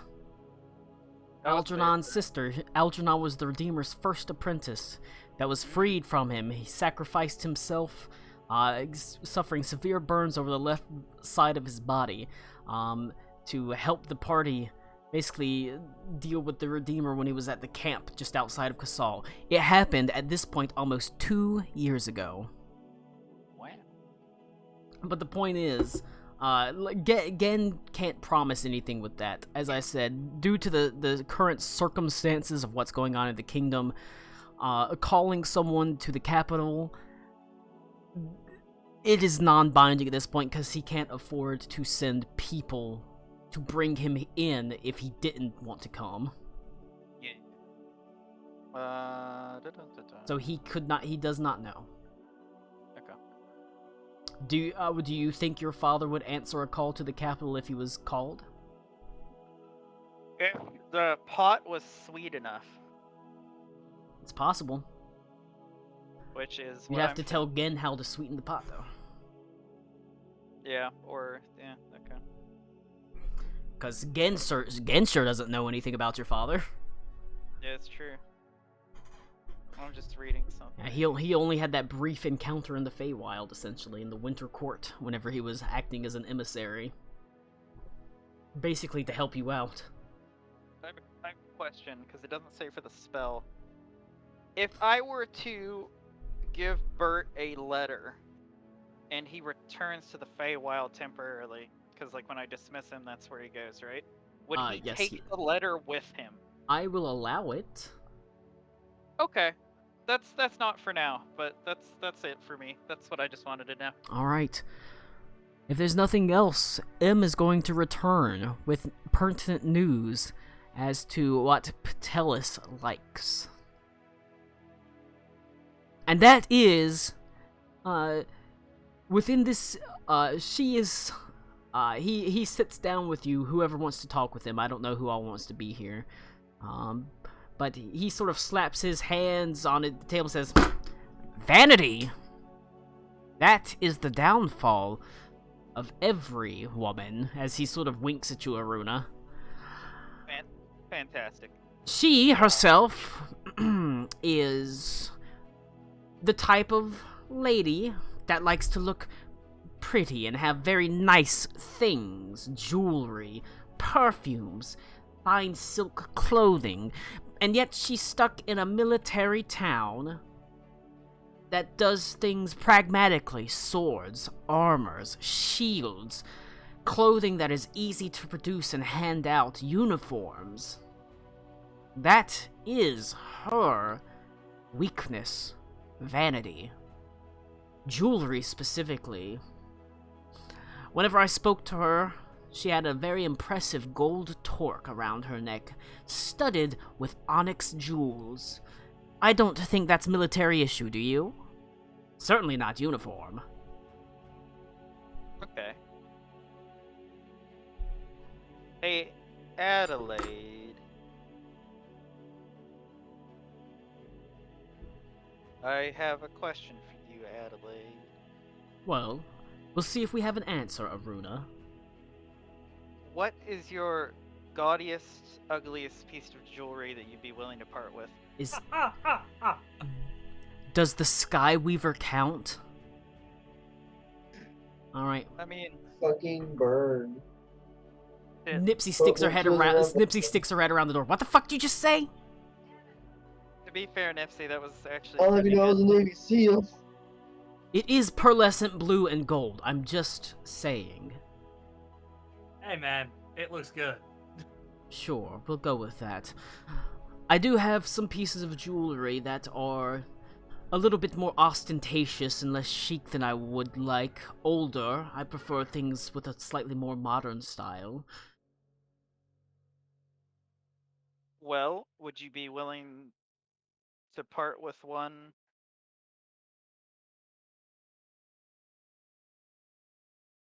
There's a look on her face as if you slapped her as she says, "Part with one of my jewels." But then there's a moment where she says, "You know what, if you had asked me an hour ago, I would have said no." Well, I appreciate you for looking at the bigger picture. I suppose I can part with one. Well, you know, high fashion and beautiful pieces, so... I thought you said you wanted gaudy and ostentatious, not beautiful. Well, beautiful to certain eyes. So take what M described and pick a piece that you think would fit this woman. Gold torque, onyx insets. I do have a rather lovely bracelet that is studded with rubies. Black and red as often goes together. It is one that is not to my liking. It's a little bit too large. The band is too thick. I could part with it. Well, I'll owe you a favor. It of is some not sort. worth very much money, no more than 1,000 gold pieces. A paltry sum, really. Ouch. It hurts. Well, that just means I'll owe you something. Very well. Oh, you'll owe her 1,000 gold pieces. Well, maybe I'll take you up on that offer. My time on this boat has been quite lonely. Ooh. Right.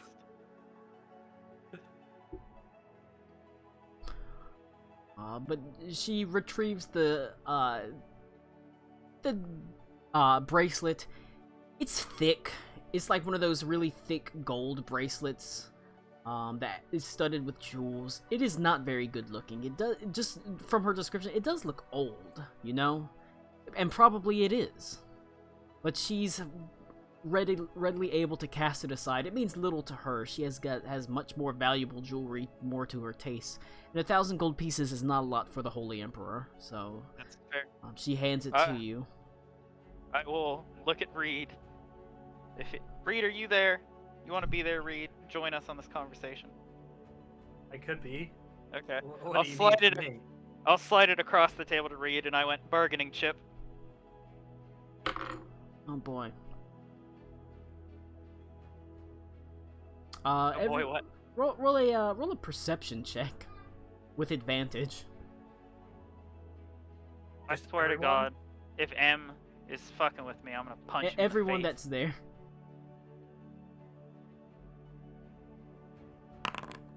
It's a non-natural 20. Okay. Non-natural 20 also. You're surprised, as M's, you barely notice M's hand sort of dart out and, casually drop it into a pouch at his side. But you do see it. Like, what? So he Alright. just took the jewelry. Yeah. Alright, M, we've been nothing but nice to you, and I just literally slid that across the table to somebody else, and then you pocketed it right in front of me. It says, it's 1,000 gold pieces. Hey, That's guess a lot what? of- so much money. We You can know, we can get something super cheap and just give Okay. it to her. M, listen. We're not super above board here, except for Reed, maybe. But there's probably treasure at the bottom of the lake when we get down there. We'll bring you something back that looks just as nice. But we need that now. He looks at you and reaches like in his him. he reaches in his pouch and he pulls it out, and you can see it is the same. He didn't have time to like stash it or change it. It is the same necklace or same bracelet as he hands it to you, and with his terse lips. And he like reaches out to you, and as you try to grab it, he like holds it in his hand. You have to yank it out of his hand. It's 1,000 gold pieces. I'm just saying. I'm sure there'll be more things worth 1,000 gold pieces. Well, that have you ever heard the term a bird in the hand is worth two in the bush? I'm just saying. But Maybe. hey, you know what? M is here to facilitate. Christ almighty. Moving on, M, what about the other Triton? get anything about her? Oh god, no. She is a real prude. And a real bitch. Wouldn't even let me be in her presence for more than 5 minutes. Said I wasn't one of hers, apparently. Did you try sleeping with her? I don't think she's interested. No. Well, there goes that avenue. I mean, she's, like I said, she's not, from what I've heard, she's not prone to vanity like Patelis. She's very staunch in her views. There's something that would be admirable about it if it weren't so fucked up. Oh, Breed, I'm out of ideas. I got one solved, I don't know the other one. Indeed. In that case, I guess all we can do is try to win her over with our words and hope it goes well. What I don't understand why this isn't a majority vote, Em. Do they just all have to unanimously agree? Oh yes. Every matron mother has to agree for an outsider to go into the, like, the, from what I can tell, Triton parties can go with a simple majority, or those that are within the military, but an actual outsider groups, everybody's got to agree. What constitutes an outsider group? Those that haven't been raised or trained within the brood system, essentially. Those that aren't part of the, essentially, military. And if we had one of those, well, would we still be considered outsiders? You may very well be, but there's the possibility that you could argue that with someone trained and brought up within the military, that they are something of an overseer, and I am back. it is possible that theoretically you might be able to convince them to go with a majority vote, if that is the case, but you'd have to convince them that they'd have to be willing to do a majority vote. I'm now Reed Underbow, attorney at law. First of all, if anybody in this Connor. party is an attorney at law, it's not Reed. Just to fill you in, Connor. Otherwise, George Lucas is gonna fuck you up. Connor, this is super relevant. You need to hear this. As mentors of Adelaide, I got her to give up a 1,000 gold piece of jewelry to persuade one of the mothers to join with us during the meeting. Do they know that it's hers? No. It doesn't have to be. It's just it was a gaudy piece of jewelry that she was willing to part with. But to her, 1,000 gold pieces is a paltry sum. Can I see that piece of jewelry? Sure. She put it out on the table. M tried to steal it under your nose, but failed. He Can could I- not let 1,000 gold pieces just walk out the door without at least trying. Actually, I wanted to address that real quick. Do we pay these people? These people are generally on, their pay is room, board, you pay for their supplies, you offer them a room, but most of them are here because they lost their home or they want to see the world. I feel like we should maybe, as a party, start considering paying our... Like I said, underlings. Lincoln is here because he was a stowaway, he wanted to see the world. Vestia is here because everything No, got destroyed. I understand that we don't necessarily need to pay them, but it might be a good idea. Well, I owe Adelaide a favor, and I told M that if we found something shiny in the lake that was worth 1,000 gold pieces, I'd bring it back for him. But Not including the thing that we're actually trying to get. Yeah, of course. I will say, Okay, just wanted to make sure that caveat was put before out you there. think about you're paying them, you do need to realize your current supply chain, including Grop and Bella, is 200 gold pieces per month. In cost? In cost.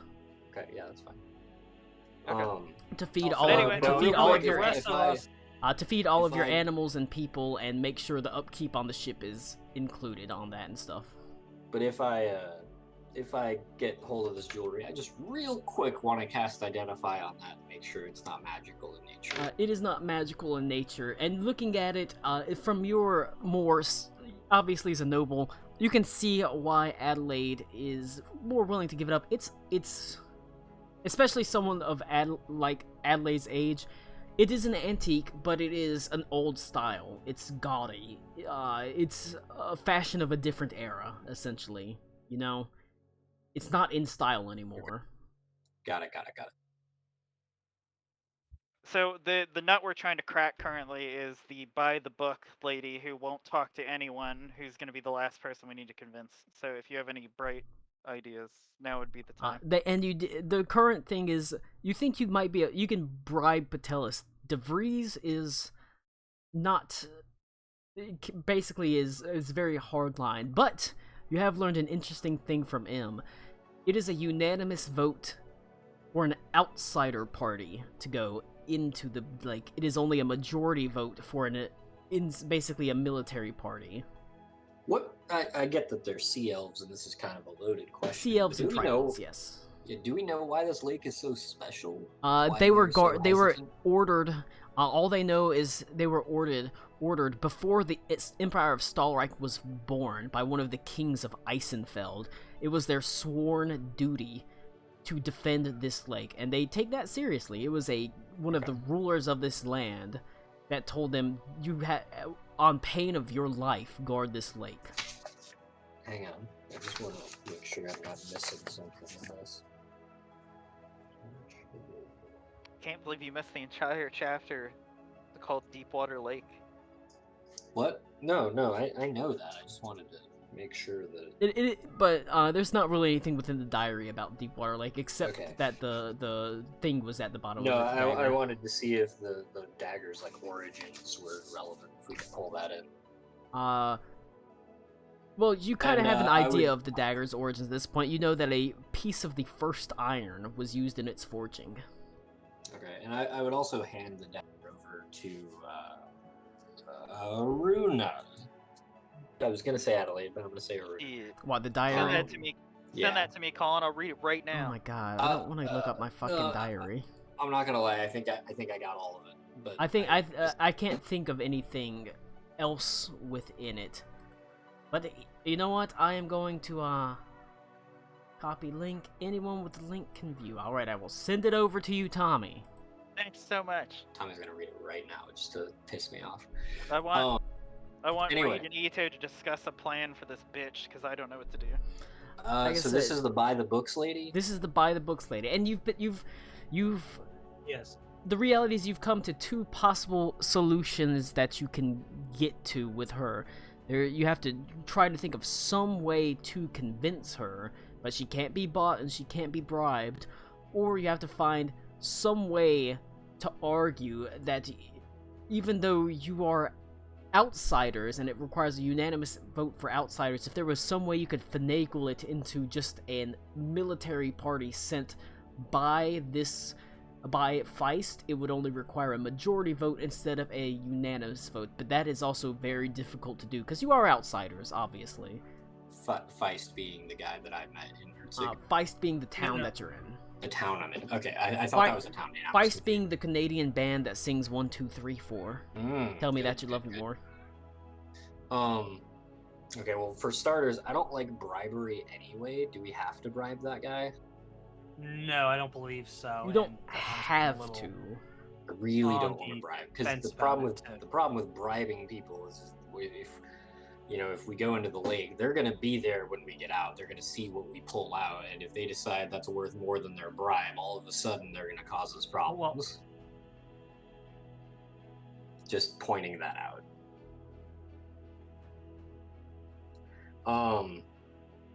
Yeah, I mean, I'll talk to the buy the books lady if that's what you guys think I need, or do you need me to come up with a plan? I'll let y'all discuss this. I'm going to I'm go two pee. beers I'm gonna, deep. If I'm you gonna go guys pee need real Connor to fast, become, so you know.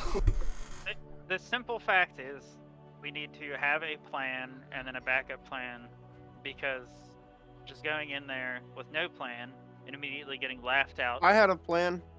What you got?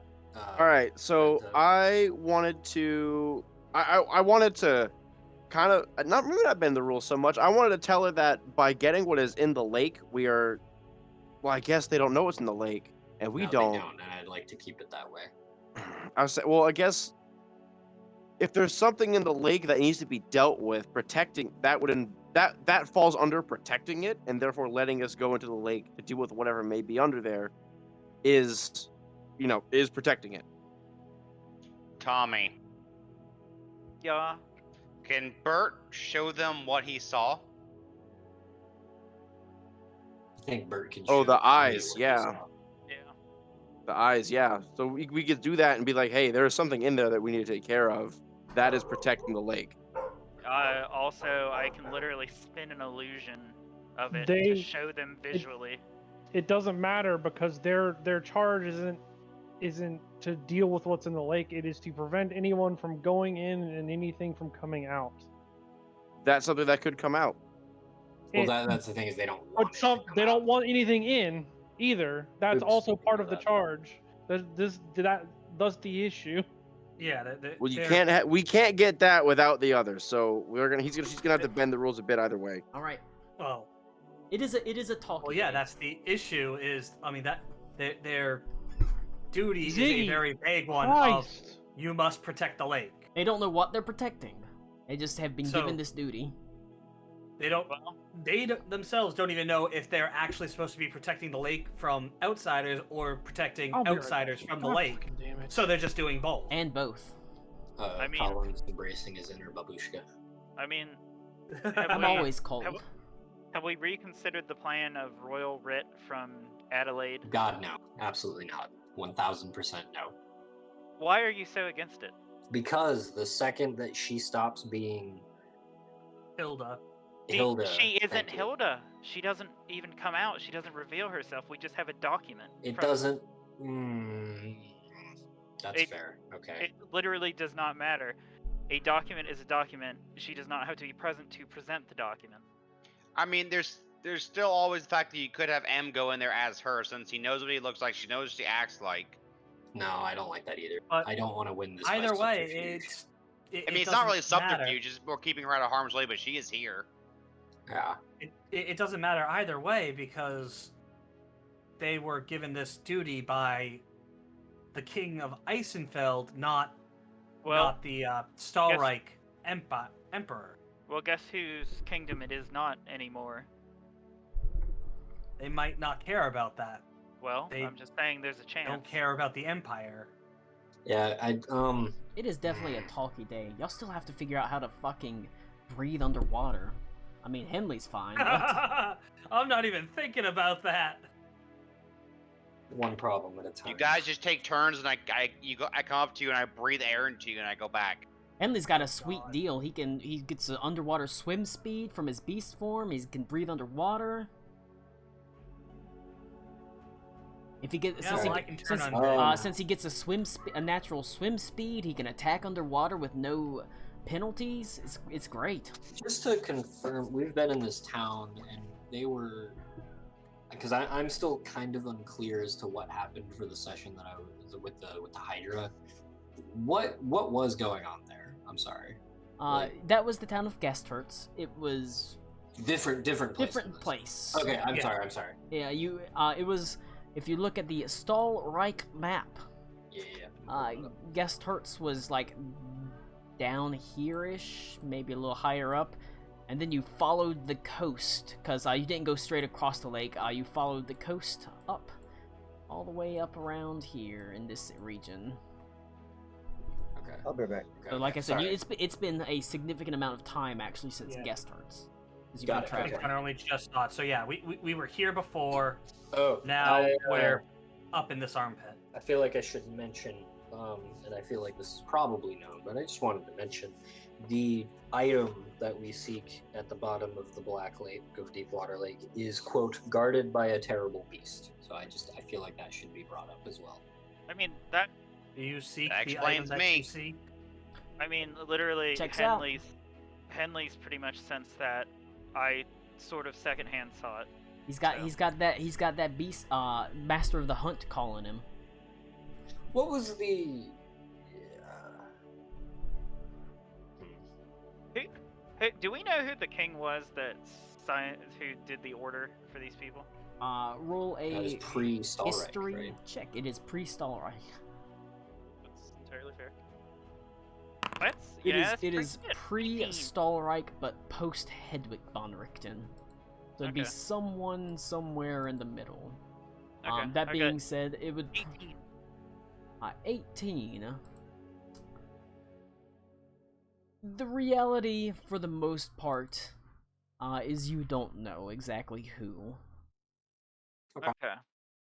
So It is what I- it is what I- very obscure information, and you would likely have to, like, maybe you could figure it out from asking around town, but they're not readily giving it up, essentially. Okay. So the relevant piece of information is they don't know what they're guarding, and they don't know why they're doing it necessarily, other than like a sacred or like a rite. Yeah, all they know is But- that they were told to guard this place. The question And they is, take that duty quite seriously. why does either this object or the creature there need to stay there? Is the other thing we need to consider. I don't think someone would have gone through the trouble of arranging such a long occupation of the lake unless it was super important. Well, I mean, it's hard to have a prophecy that can be fulfilled if items that are in lakes start moving around before the people who need to recover them get there. Yeah. Just saying. What a nice Ladies from lakes distributing swords is no form of government. what a nice metagamey answer in a game that has many Hey, convoluted no, prophecies. Ito, hang on, fuck you. That was not metagamey. That is my canon response. Like, it's hard to have prophecies be fulfilled if the items that need to be collected by certain individuals to fulfill them move. Although Colin just pulled up a new page, and I'm pretty sure he's writing "have item move." Oh no, I've got lots of places where these items can be. The simple fact is, it's there under the lake for a reason, and it's been kept secret and guarded for a reason. Is all I'm saying. Sure. And it's important to remember this entire line, including the person that would have hit it, because it include back to the kings of Eisenfeld, have been blessed by prophecy, blessed by foresight, blessed by the god Lothmater. That is what the blessing of the Forge came from, essentially. So, with that said, it could be someone or something preventing the prophecy. It's very it's possible they did this without even knowing why they were doing it. They were just told in prophecy to do it. That's also possible. Some type of godly intervention placing it here. Regardless. Have we been in, like, physically in this town? Yeah, you're able to go into the town. The We've outskirts been of in it the are town so open to many you. times.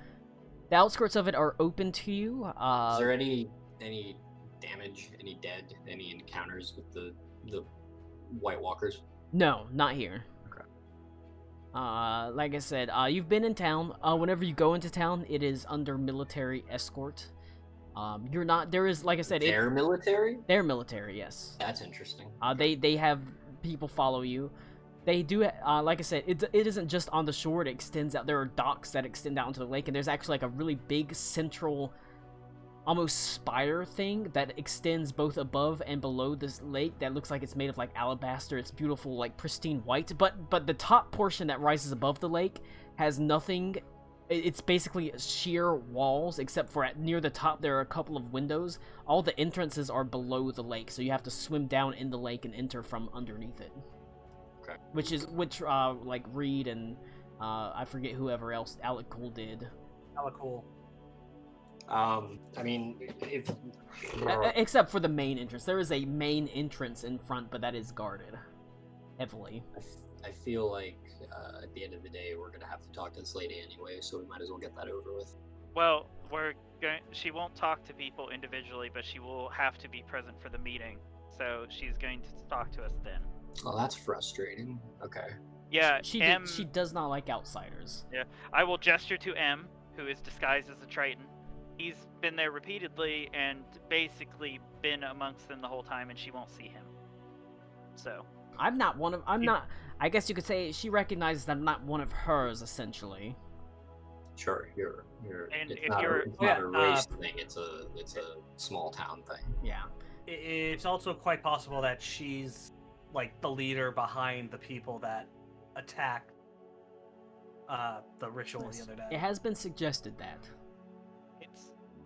What I'm getting at is Ito subterfuge might be the only answer at this point. Well, sure, but the cool thing about subterfuge is we can try that after we try it the real way. Well, and then get kicked out of the town and have to force our way in and inevitably end up killing more people that don't need killing. I mean, the third option is that you just try to sneak down it through the lake. There is that option that remains. But I regardless, mean, let's go to the meeting.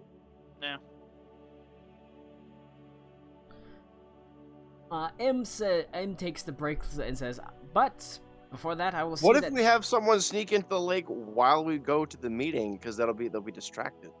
Please refer to Exhibit A, the quote terrible beast. Having one person go into the lake is basically. No one setting ever them on said a we destiny. all had to go to the thing. Well, sure, What if but we have Yeah. 6 die, we are motherfuckers head to the gonna lake? go. Well, I mean, first they're not off, just gonna leave it unguarded. they know there are multiple of us, so because they've seen us. 2, the lake is always guarded by people around it, so even if we go in separately, even if we don't deal with the monster, whoever gets caught has to deal with all of those guards, which is not going to go over well. Mm. And 3, we still can't fucking breathe in there except for me. Plus, if we even somehow, if it all fails anyway, we could try that afterwards. Okay. All right. Well, like I said, one problem at a time. Let's meet these people and let's at least appear to be honest about it. That's true. Of course. But M does take the brace and says, "I'll see that this finds its way into Patelis' hands, and she'll understand, hopefully, who it came from."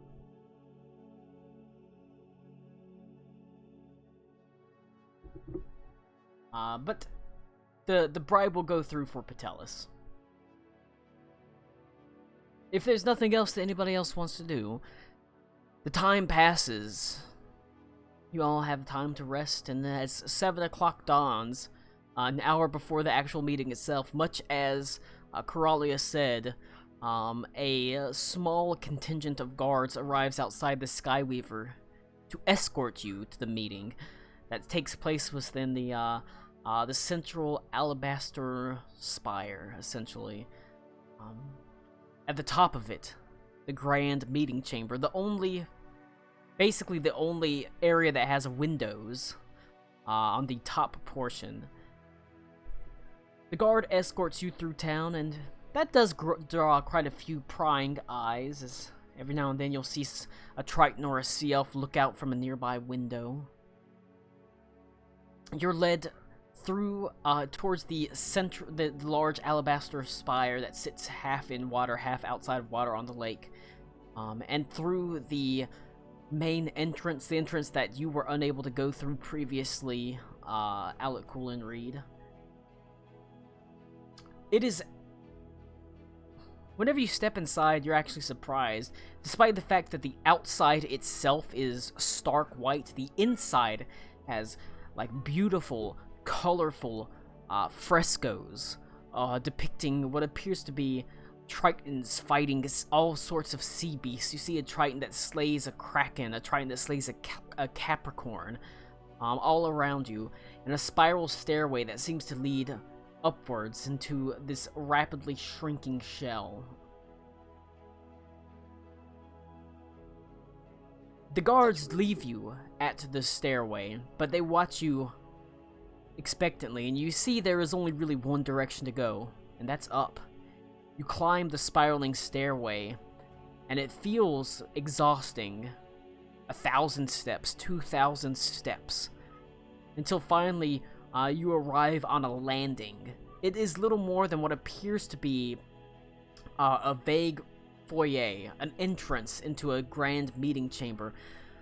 The doors of this meeting chamber are made of beautiful coral, and as you approach it, you can see this coral is actually alive, despite the fact that it's on land. There are various anemones that stud it, and as you draw close, they you can see these anemones are able to reach out with tendrils, and the tendrils are garbed with barbs, poisonous barbs, but since you are expected, the anemones pull back their poisonous barbs and their tendrils that they suck in to look more like barnacles, allowing you entrance into the doorway. Obviously a defense for anyone trying to get in. I'm back. Real quick, because you said we walked up those steps for 2,000 steps. It's a lot of steps. I see anything like a motif, something to indicate what might be under the lake in terms of monstrous entities. Roll a investigation check. Nope. You just see Alright. frescoes of what appears to be sea elves and tritons fighting various aquatic creatures. Okay. What did I get? Oh, a 4. Fuck. Oh man, a double Yeah. 4. Ugh. Feels bad. Double 4. Can I like get kind of close to Ita and Reed and just like whisper something to them, like while we're walking in? You can cast message. Yeah, you're right. Shit, he's right. I forgot I have an earring now. I'll use the You can. earring. You also have an earring. But Yeah, hang on, we did confirm the earring requires you. It to requires actually speaking, speak, yes. Actually right? speak. Okay. Oh, well then I'll just use message. You have I'll options, Tommy, is what I'm getting at. Yeah, I'll send one to Ito and send one to Reed. But the gist of the message will be, I think we should be concerned if she is the leader of the rebels at the ceremony, that she might try something here. Also. I fear that Nah. unfortunately, one, I don't truly find that to be very likely. I think unfortunately our years on the road have. I'm not saying that's paranoia. I'm saying it seems unlikely. Well, But mean- I wasn't present for the. I'm just invitation. disappointed no one suggested killing her and having M take her place. I was Jesus. No, super we wanna- thinking we wanna about keep it, him. but I've taken a Fucking line leave in it the at sand. Bernie's. He only Yeah. has to take her place as long as the vote. Yeah, then she disappears. I mean, we could technically kidnap her now. I was about to say, I- could we kidnap her and like brain wipe her or some It's shit? fucking too late It's now. just not. No. It's Regardless- not something Reed would suggest, but I was going to wonder, like, is there a way to basically get her demoted from being a brood mother? Possibly. God, that probably takes so long. Okay. Well, continuing the message train before we go in there. If the rest of the mothers decide to side with outsiders, she might take action that will not be good for us or them, like she did at the ceremony. Or the rebel group will, what have you. In other words, I'll be watching that bitch like a hawk, Colin. Okay. Understood. Don't trust her.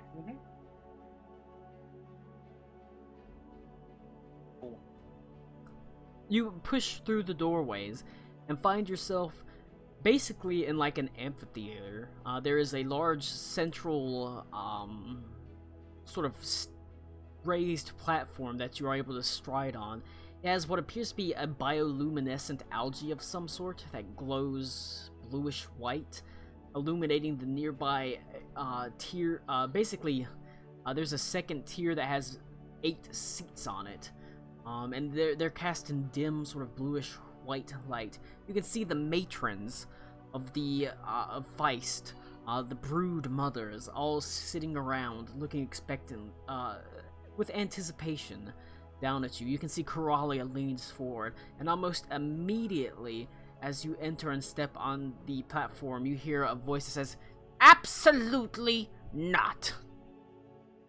As one woman in particular, a very an ancient-looking sea elf, slams a wrinkled fist down. "No! I will not stand for this.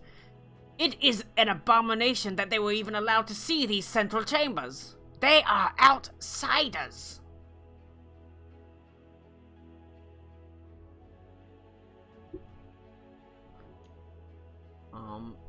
And? Coralia, Sorry, do we Coralia hear that from waits for a outside, or are we moment. walking in? This is whenever you step on the sort of central raised platform. But Coralia raises her hand. You have seen what they've done, and they at least deserve a chance to argue their case, DeVries. That DeVries was, is the one we're trying to convince. yes. Okay, sorry. That still was working agreed there. upon by the council that they might at least argue their case. Perhaps you will see the light. I myself find that they have a compelling argument, and they've done much good for the town of Feist. Far, at this point, more good than many of your own soldiers have. As she looks, she says that sort of venomously as she looks over at De Vries. Of note, you do see As you look around the chambers, there are basically 5 Triton and 3 Sea Elves. But you're quite happy to see that one of the Sea Elves has the beautiful ruby bangle on her wrist. Seems that Patelis got her bribe. Got him. Hint, hint, nudge, nudge, wink, wink. Good old predictable bitches. So, you may only have one to convince, DeVries. But let's hear that argument. You stand before the 8 matron mothers. They're mostly older. DeVries is clearly the most ancient. Despite the fact that she is a sea elf, she is still wrinkled, her face sunken in. Her eyes look at you with contempt, almost as if you're lesser because you're not from this town. You are outsiders.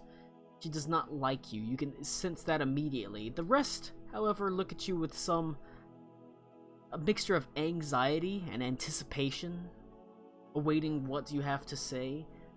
They themselves have, they've been tasked with guarding the lake, but they don't know what's down there. There's a curiosity with that as well, and they wait patiently as Coralia says, "Well, plead your case, and we will take it into consideration." Will you? I was told this was a unanimous decision, and it seems like you've already decided. And frankly, if you're telling us that we can plead our case, but it's not going to amount to anything, I'd rather not waste my time. Well, you heard it from his mouth. A waste of time, these outsiders. So, where I'm from, a unanimous decision is made amongst all participants. So if her voice is the only one to be heard, why are we having a meeting? Because are you a council of Coralia multiple, says, or because is you it at a least council of earned one? the chance to argue your case. I can offer you no more than that. You have my No, blessing, and you have the blessing of many of us here. And I appreciate the opportunity, but if is it a council of one or a council of many? Am I speaking to her, She looks at or her, am I and speaking she looks at to you. the group? I am convinced as well as many of my sisters. But the laws This have is been DeVries established this is Coralia. The Okay. laws have been established and interred for generations. You are outsiders. Outsiders proceeding into the lake is a unanimous vote. It is what it is. Would that I could change it, but I cannot. So, the truth of the matter is you are not arguing against me or trying to convince me or anyone else on this council. The answers are already known by us. You are arguing strictly against her as she points to DeVries. For she Got it. is the remaining one that you have to convince. Okay. I just wanted to confirm that.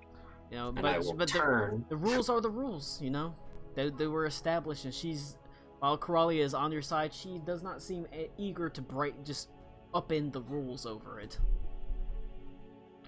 And then I will turn and I will give the Lady DeVries my full attention. She looks at you with complete antipathy and annoyance. Good. That's probably about how I look at her.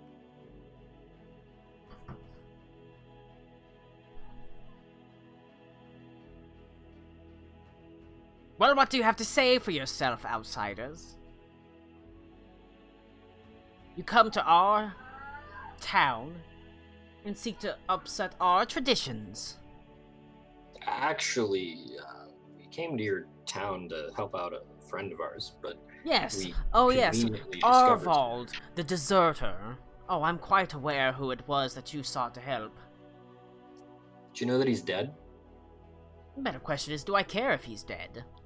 Do you? No. He deserted this town. How many of your town is there? That What's is the- sensitive information, not something that you need to know, outsider. Well, sure.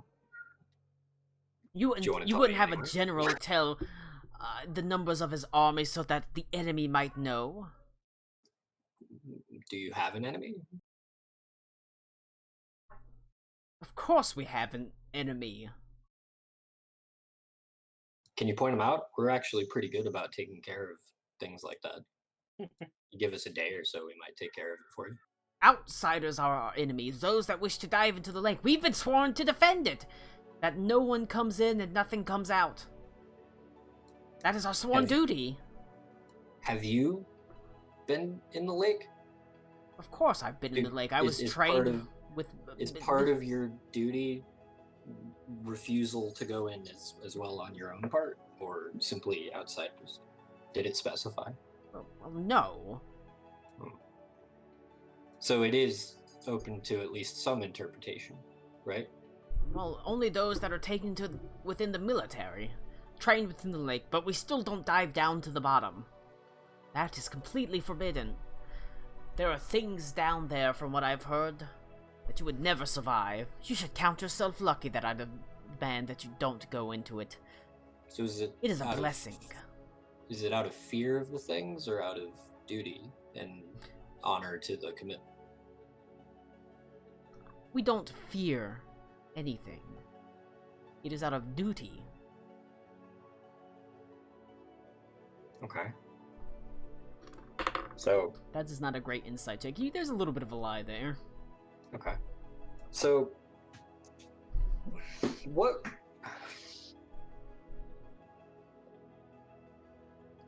Miss DeVries, may I speak for a moment? Hypothetically? Matron DeVries. Matron. I'm sorry, I'm not from here, as you know. Matron DeVries. Oh, you don't have to remind me.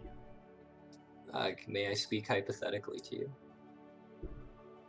You have been granted an audience with this council. As such, I will not stop you.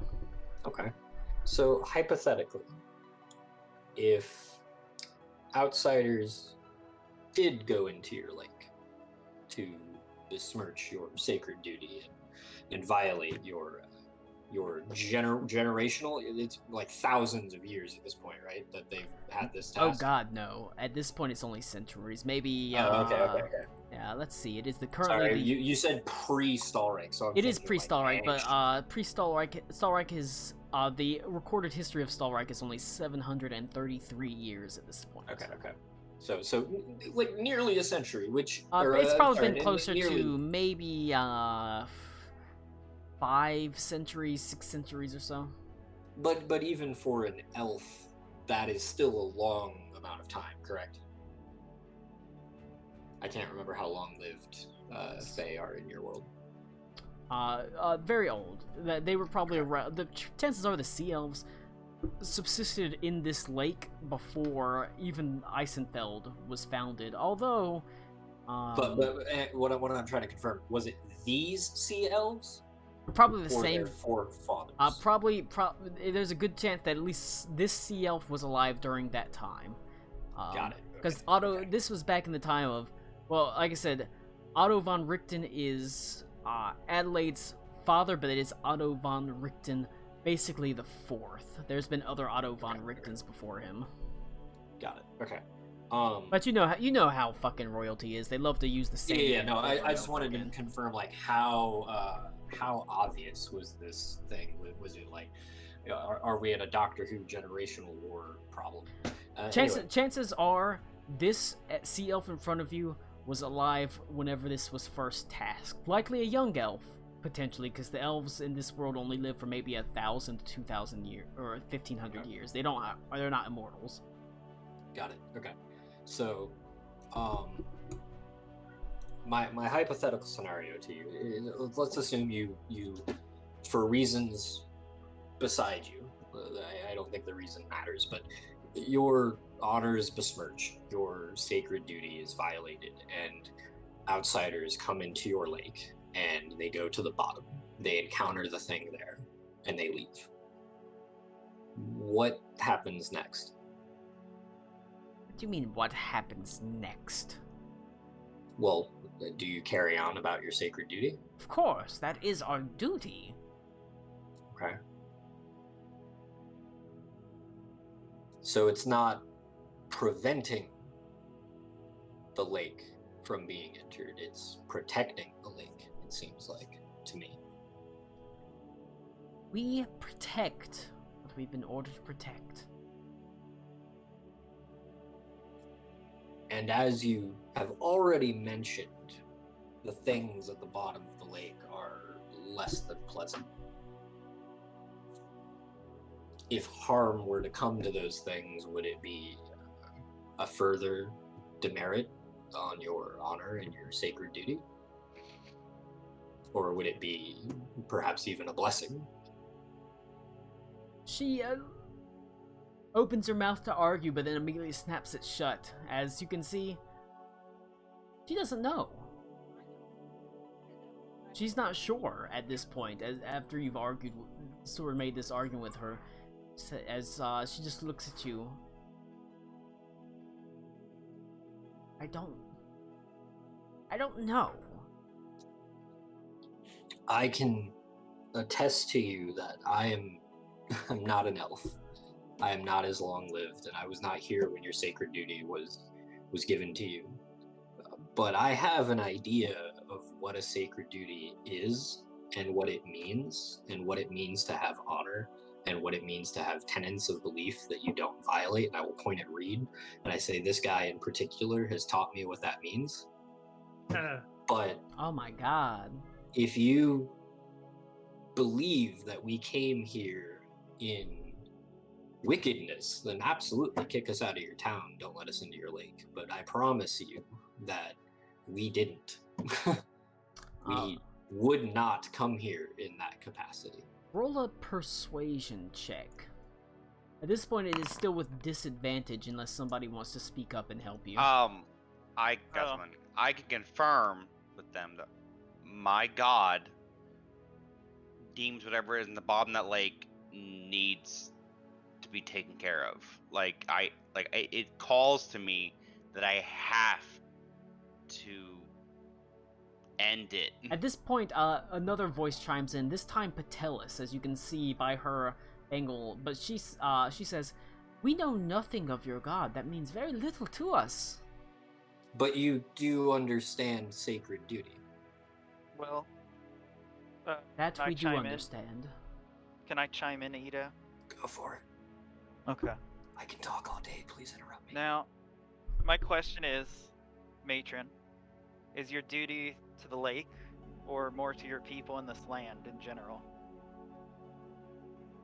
Surely you have like farmers and fishermen and things that don't. Because the simple fact is, if you stay here and you stick to this duty, you're most likely all going to perish. Because just like Arvald, when Erdzig fell, there's an army coming this way, and it won't matter what your duty is. They will destroy everything and everyone.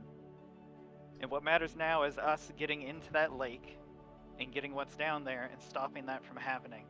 And there's a ton of people in the capital that are not like you that could use your help. An entire military force that's trained and as strong as Arvald was that can help us.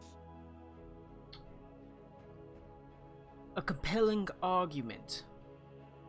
Elf, as Aruna or as Coralia leans forward, a compelling argument indeed. We have a duty to this lake, but we are members of this empire. We have a duty to it as well. Colin. Yep. I want to manifest the spirit of Oh, Jesus what's Christ. his name? I'll- Steinhurst. Yep. Because I can, and I want to explain to them the situation. I'm gonna show them my scars so that I did in fact die, and that the wild hunt brought me back to life so that I can hunt these things. At this point, I want everybody who's making persuasion checks to roll a persuasion check. We've got Ito's 26. Because you're not trying to hit a DC, your persuasion checks have to add up to a certain number. Oh boy. Hang on. Just on that note, I got a 26 unless I had disadvantage. If I had disadvantage, I got 21. You did have disadvantage, so it's 21. 21. Okay. But we're not trying to hit a DC. You're trying to add up to a certain Damn number. it. Oh, Oh. Tommy. Can I use the portent dice? You It can doesn't matter. absolutely It use doesn't matter. I got a 4, Tommy. Oh my god. But you're trying. It's not a group check. You're trying to. All of your numbers are trying to add up to hit a certain number. Because I'm not doing an Okay. individual DC or a group check. Rick, Still no. Rick, metagamey, what's your persuasion? -1. Okay, I'm gonna use the portent dice on mine. Okay. So I have an 18. Do I get any in? Okay, hang on. I'm gonna do something that might be stupid before Colin starts telling us It that. would be a 17. We had a 16 portent dice. Do I get any indicator Well, that anyone sorry. here is a magic user? Oh no, wait, hang on. They're elves. They're Tritons and elves. Tritons and elves. Is Matron DeVries a Triton or an elf? Amanda Vries is a sea elf. She's a sea elf. Okay. Okay, never mind. I'm gonna speak up and the battle ahead is a road best fought with everyone not hiding behind tradition just for tradition's sake.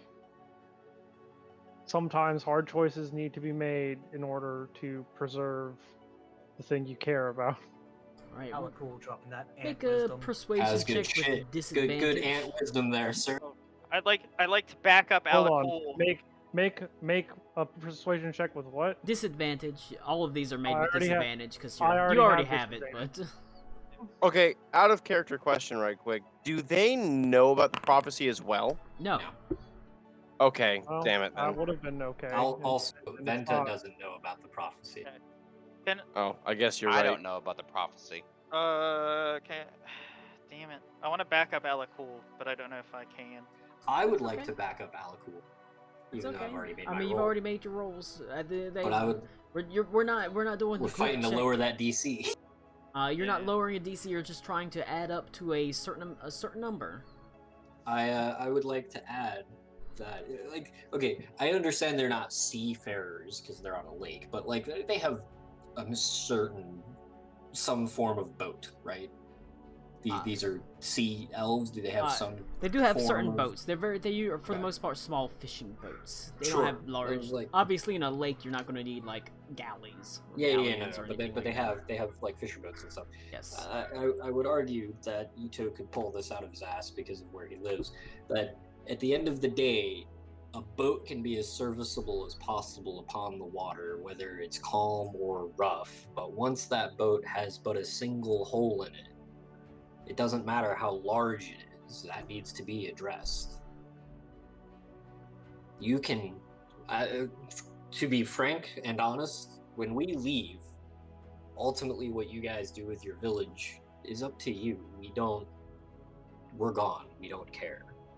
Well, we do, but like it's not our purview.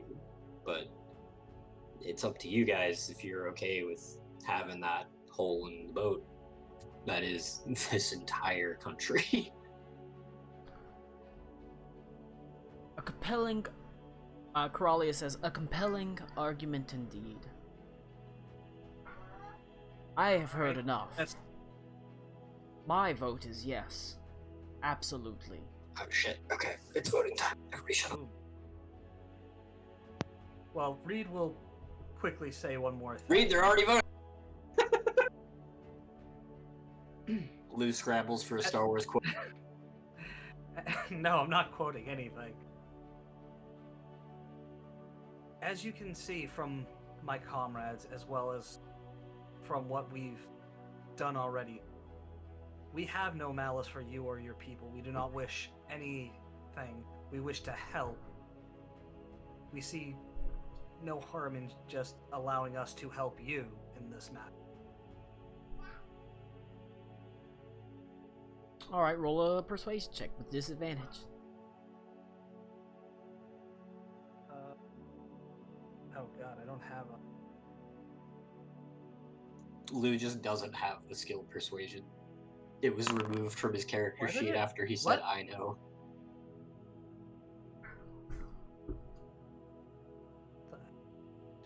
1 second. I think you got a 14, buddy.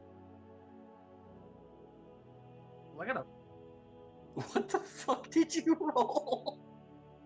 I don't know. I rolled, and then for some reason I rolled 3 dice, but one of them was not a 1. Why did it re-roll one of them? I don't know. Just whatever's lowest. The 4, I guess. Yeah, you're rolling 1d20 and you're re-rolling if it's less than 1, less than or equal to 1. There's a look around the room as slowly voices chime in. Yes. Let them pursue their endeavor at the bottom of the lake. It gets to the point where only DeVries and Patelis wait, as Patelis says, "Why not? We've little to lose." As you get one yes from Patelis, leaving only DeVries, who looks down at you with contempt. Her mouth thin as she looks at you, annoyed. She lifts her nose and says, "Do what you want. I abstain." She just gets up and leaves. You can abstain for a unanimous vote? Okay. She can, as it is. That makes it a unanimous vote. She has not given you her blessing, but at the same time, she did not deny you. So you end up getting a unanimous vote. Okay, I think I see what happened. I guess that 19 I was about to get must have flipped over to a 1. Just to confirm, I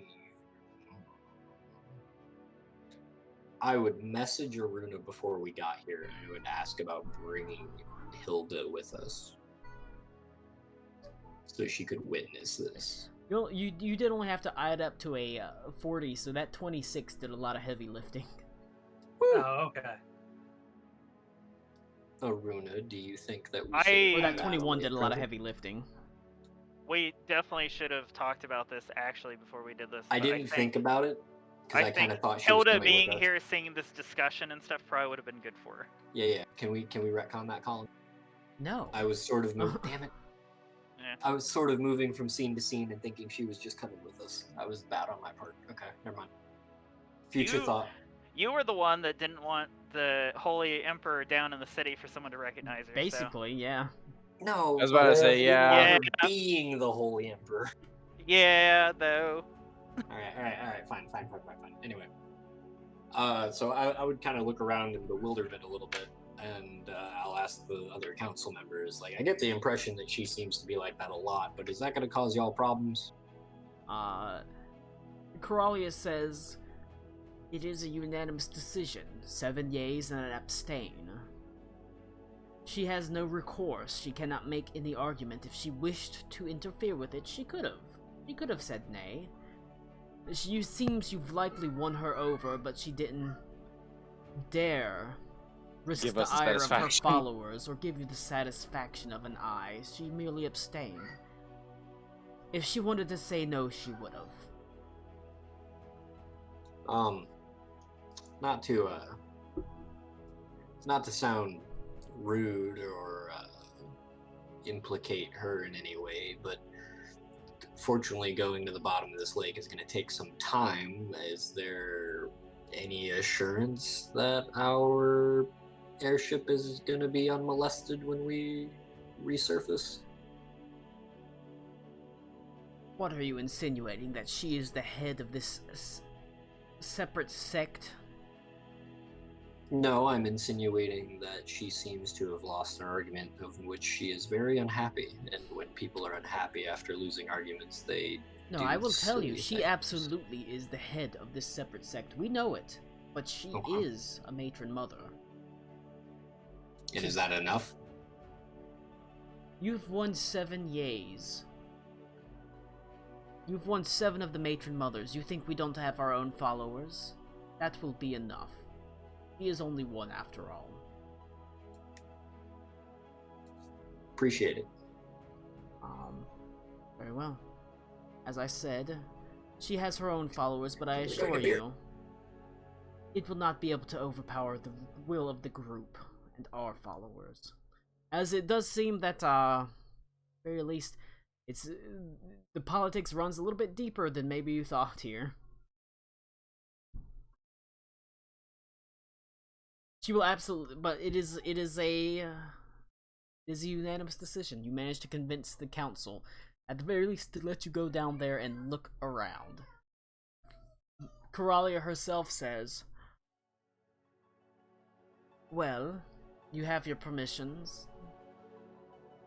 I will send message to the patrols that you are to be allowed entrance the depths of the lake.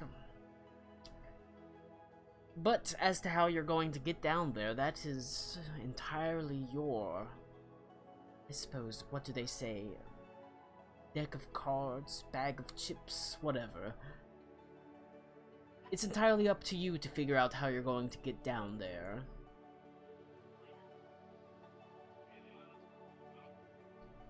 So while you have I'm back. while you have one entrance to the bottom of the lake, you still have to figure out how you're gonna get down there. You can't breathe underwater except Henley. No. So like they can't. I right? wanna. Can I The go Tritons talk can. to? The Tritons and the Sea Elves can, but what is Ito gonna do about it? You know. Well, Oh, obviously, can I- we're all just gonna race change to Triton for the next couple sessions. What are you saying, Max? The shopkeeper I talked to earlier. What was his name? I can't Chachi. remember. Chachi. Can I go talk to Chachi? Sure. Chachi of Chachi's. Chachi's Chachis. Tchotchkes. You actually, whenever you enter, the sort of the bony cowbell above the door rings, and you see the store is largely empty, but you hear a voice from the back says, "I'm back here!" Do I go back there? Whenever you, says, "Sure, come on in, I'm just working." As you Alright, go I to the go back, back he's in there. a storage room. You can see he's actually working wholeheartedly on this set of basically fish scale mail. Excitedly as he looks up, you can already see he's already got like a sleeve of these bony scales on it. What appears to be a leather covering. But he looks up, despite the fact that he has huge glasses already, he has even more magnifying lenses as he's working the needlework to sew in these scales, as he says, "Right, you bought the compass. I mean, it's not done yet, but as you can see," he holds it up excitedly, "it's good work," and it is, as far as you can tell. Chachi, this is fantastic so far. I knew I placed my faith in the right I mean, man. it's not done yet, but I mean, it's looking pretty good, and I even got a really good deal on this sturgeon. Apparently, there's not a lot of, the sturgeon meat is a little bit greasy and gross, so, sturgeons don't get bought much of, at least the deep water sturgeons. Because sturgeons in real life don't have scales, but deep water sturgeons do have bony scales. Chachi, I have a favor to ask do of you. sturgeons in real life have scales? I honestly don't know.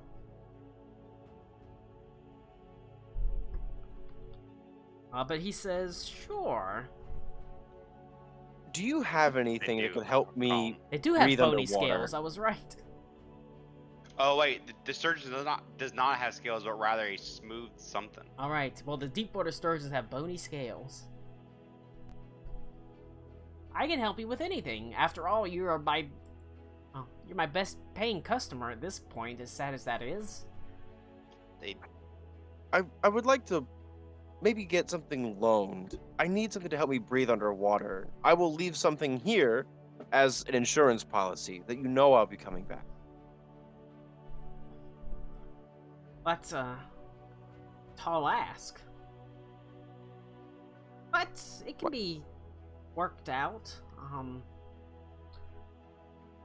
There are potions and magic items that can do that. Depends on I'd what rather you're looking for. Potions are Yeah, I need- temporary, but they're cheaper. Well, I was thinking more of like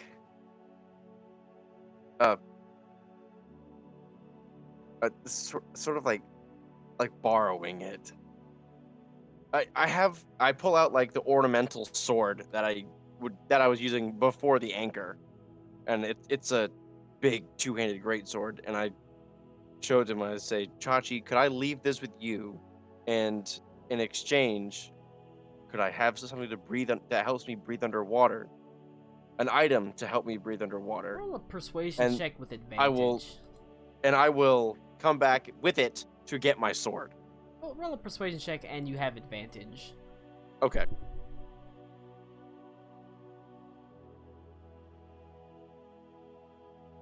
Oh shit, I forgot to click the virtual tabletop. The first one's a 17. Let me get the second one. Yeah. Let me get another one. The second one was a nat 1, so a 17. He looks at you and says, we do have something. You'd be doing me a huge favor, Chachi.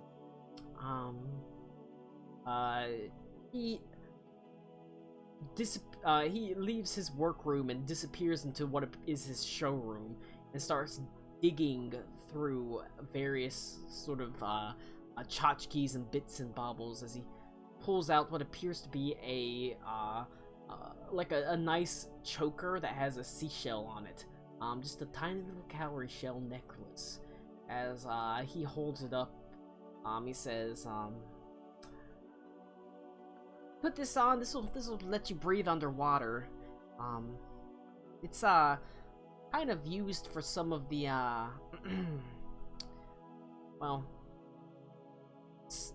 we Tritons and Sea Elves can breathe underwater, but some of the younger ones have problems with the pressure. You know, you go down lower and the water pressure gets pretty high, so they've got necklaces like this that help the younger people deal with the pressure. It also helps you breathe underwater. At least that's been observed in other races that they were tested on. I suppose I can loan it to you, bring it back, and if you don't come back, I'll have this sword. I mean, as he looks at it, the truth is, this sword will probably sell for better than the necklace in this town. You are an absolute lifesaver, Chachi, and I wanna shake his hand, like vigorously shake his hand. His webbed hand meets yours. He shakes it up and down and says, I am a very good artisan and an enchanter of some renown within this town. Not that magic items are of particular use. They want everything to be standardized. Boring. But for a military town, it makes sense that things would be standardized. But he is able to give you the enchanted necklace that lets you breathe underwater, and it also gives you immunity to the pressure. Does not give you a swim speed though. Ooh. All right. So you said earlier that having a swim speed makes you attack with. Is it disadvantage underwater? It depends on the weapon you're using. There are certain weapons you can use to avoid that disadvantage. There are things like javelins. Does my anchor being nautical themed not have that? Your anchor would probably suffer the disadvantage. God damn it! Because it is Max, basically a maul. you ever seen an anchor? They're nautical themed. I thought Colin might let me have that one, but it's alright. It is basically a maul, essentially, and mauls unfortunately suffer from that disadvantage. That's fine.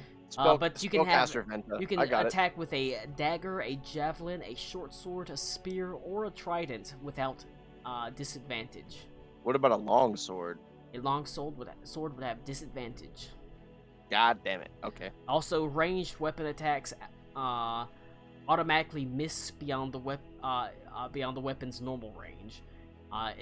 And the attack roll has disadvantage unless the weapon is a crossbow or a net or a thrown weapon like a javelin. All right.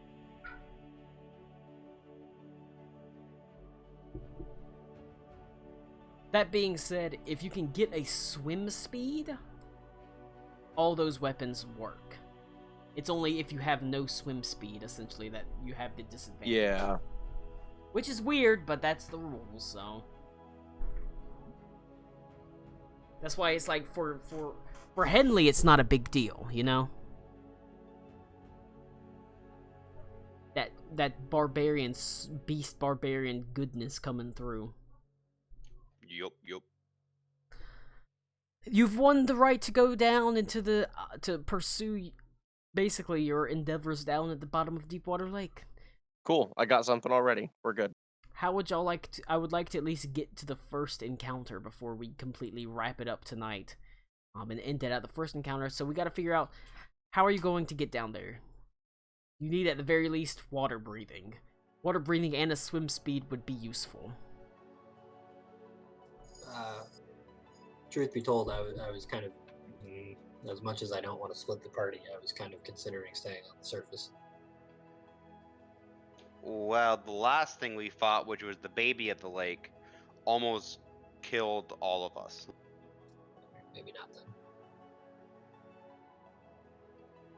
We could just ask if they have something that could help us.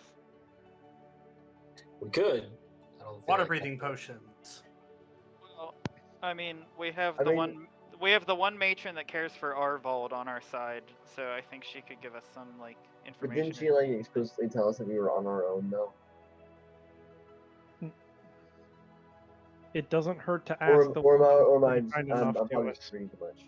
She probably means navigating the lake and getting down in there, not like, no, fuck you, I'm not gonna help you to breathe.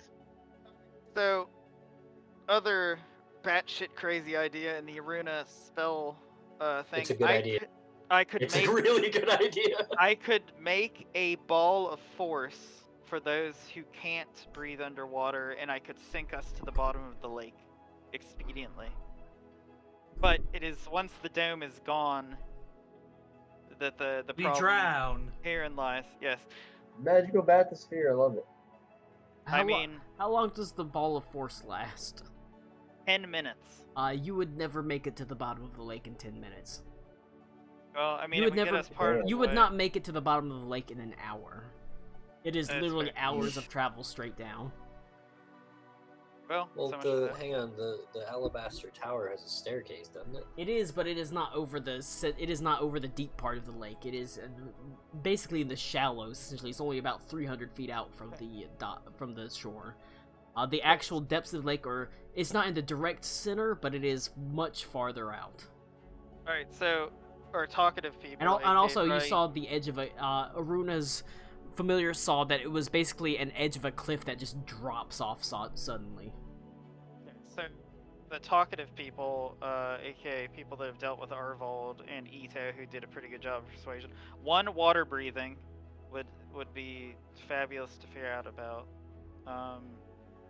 I completely forgot what my second point was, and I feel really stupid now. Oh, the second was see if they have a teleportation circle. What, to teleport down? No, to teleport back, if at all possible. Because if there's caverns, Oh, I see. Okay. or if I'm given the time, I can make a bubble that can get water away from us temporarily to make a circle. If we need to come back extremely quick. But yeah, water breathing, teleportation circle. Chances are probably not on the teleportation circle, but let me know. There's a. I'm not gonna do it. Okay, no. Because that gets me yelled at. I'm not gonna do that. Who are you talking to about this stuff? Coralia? I think that Reed and whoever's had a positive interaction with Coralia should probably go talk to her and ask about those things. So M, as well. I mean, yeah. This is M's time to shine his subterfuge, because in everything else he is going to be useless because he's not really a fighter. Say for sure, like Reed, Elikul, Ito, maybe M. Not Elikul. He says nah. My charisma's Okay. a And he- negative, and I have He disadvantage. has You don't want disadvantage on me to do persuasion anything. checks. Well, I would say Reed, Ito, and M should probably just go talk to her and see if there's anything she can do for us. M says, "Hey, I love talking." He does love talking. Okay. Well, are they present, or are we going to seek them? The council has dismissed, and you find that you're able to run into Coralia at the bottom level after you just send the steps. You're surprised that she gets there before you. Didn't see her walk on the steps. Perhaps there is some sort of other way of transportation for the council, the more important and elderly council members, which makes sense. You wouldn't want a 1,000-year-old sea elf walking their ass up 2,000 steps. But she actually meets you at the bottom step, but she smiles and said, I guess at the end of the day you were successful after all. Right, but unfortunately, we're still outsiders. That you are. Can't. I hope you appreciate the breathe fact that I stuck my underwater. neck out for you. That is appreciated. Truly, truly appreciated. Can't breathe Really, underwater. truly appreciated.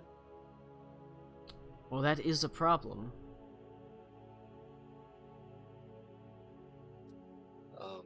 Not to hold my hand out and ask for another favor, but do you have any ideas? That is a form of magic I have not encountered myself. She looks at you and she says, it would be wrong. The council may very well look dimly upon me for helping you too much and handing out magical items that are property of this particular school.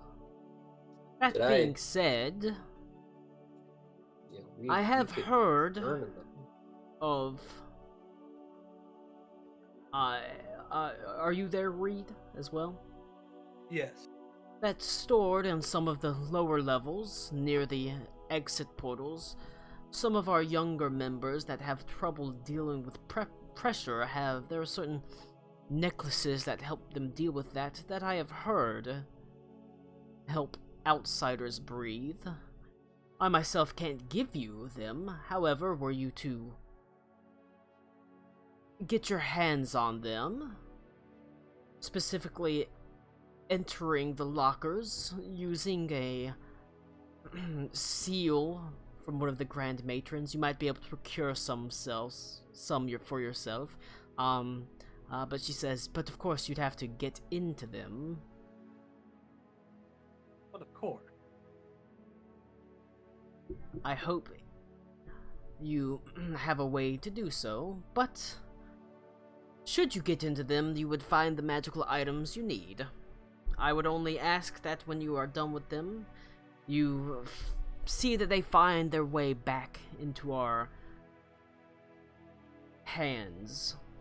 You may not Naturally. need to put them directly in the locker, but perhaps they get left on the outside of town or something.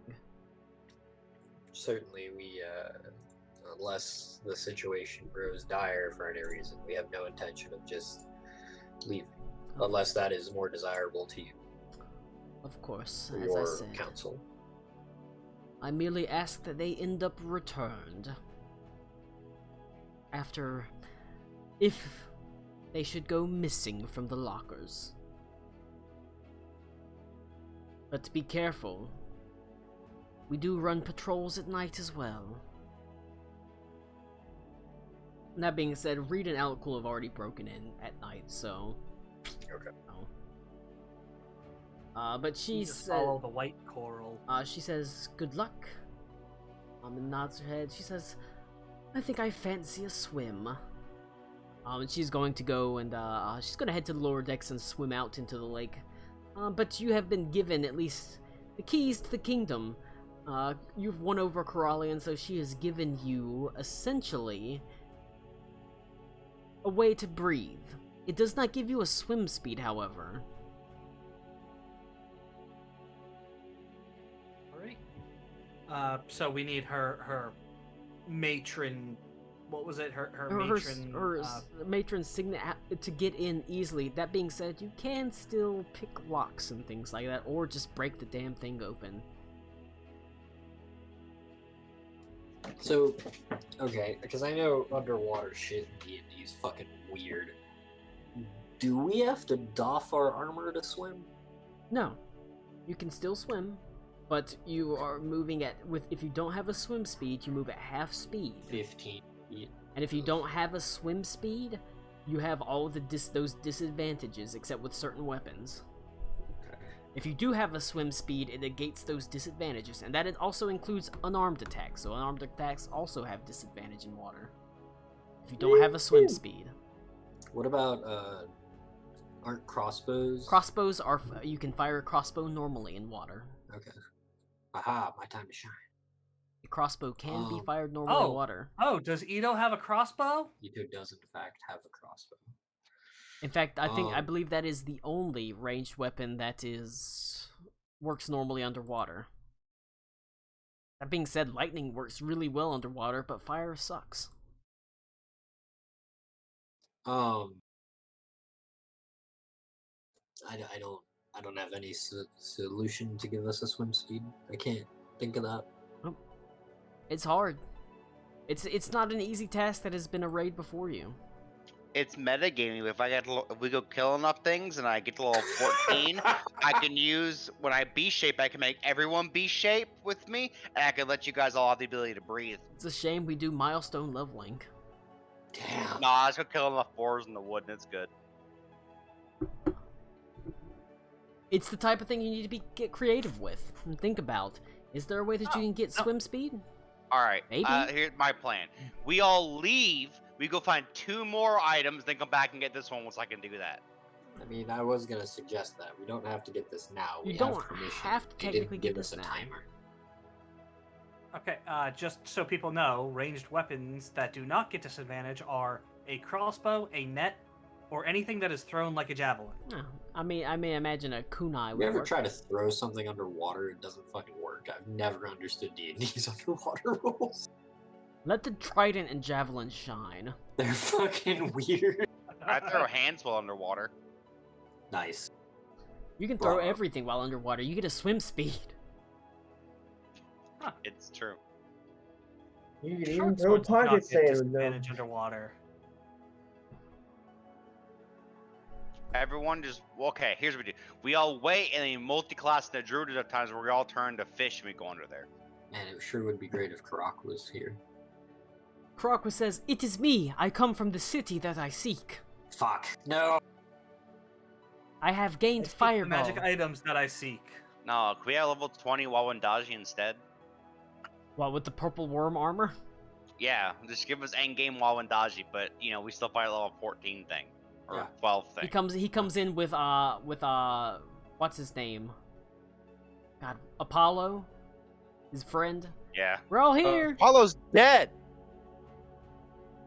But I would like to at least get to the first encounter, and we can get to do the actual And how fights long next. will the doodads that we got to help breathe, will that last? They're permanent. If you have them on, if you're wearing them, they're permanent. You can breathe underwater. Oh, shit. Okay. I mean, fuck it. Let's go. dive. She only asks that you give them back when you're done with them. Let's go diving, I guess. If you wish to pursue that, at nightfall, Reed and Alec Cool are able to lead you. Like I said, they've already snuck into this place, and they know that there is a pretty steady patrol. You're able to, you can roll a stealth roll with advantage, since Reed and Alec Cool already know about the patrol system and stuff. It's not too hard, really. You just have to slide into one of these open bays beneath the water, grab some of these necklaces from the storage locker, and sort of get the fuck out. Obviously, the storage locker is currently locked, however. But you can pick the First, lock, we sail a boat, or you can break get the some ship. provisions, and then sail back to Spain. Nick, if I was there, I would kiss you. That was good. Alright, who's going in for these necklaces? That was top shelf meme. Bravo. Who is going in for these it necklaces? going? Who's going in for these necklaces? Man, it sure would be great if we had like a semi-undead rogue that could do this for us. Pick locks. Man, He had to die. I You mean, do have a- in- You why- have why an would I- undead rogue. Connor, that- why would I do that? where I'm you- undead. I don't have to breathe. Are you sure I'm you undead. want? I don't have to breathe. Are you sure you want this semi-undead but there rogue was one around? point where Klaus was a team player. Are you sure? what? Should we go back to Klaus and have him make us undead, and then we all just like solve Holy that problem? shit! You hear that, Beaver? They want Klaus.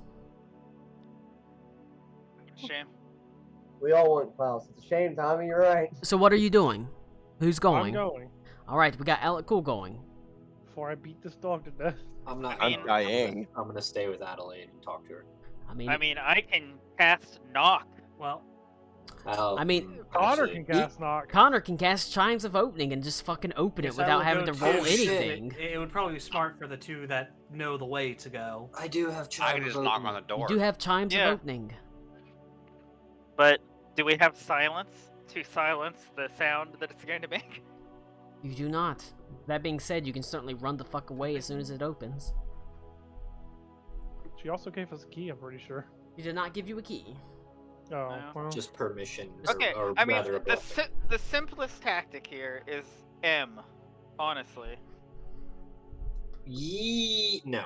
He solves everything, though. We have need no reason to believe Im- that he would. Im is good at steal infiltrate. 10 and In is give good, us feel good 5. at infiltration. That does not mean he's good at picking locks.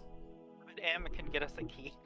I don't Uh, believe he would steal the amount that he gave us. I'm not saying I don't trust this guy, but I feel like we shouldn't be too trusting.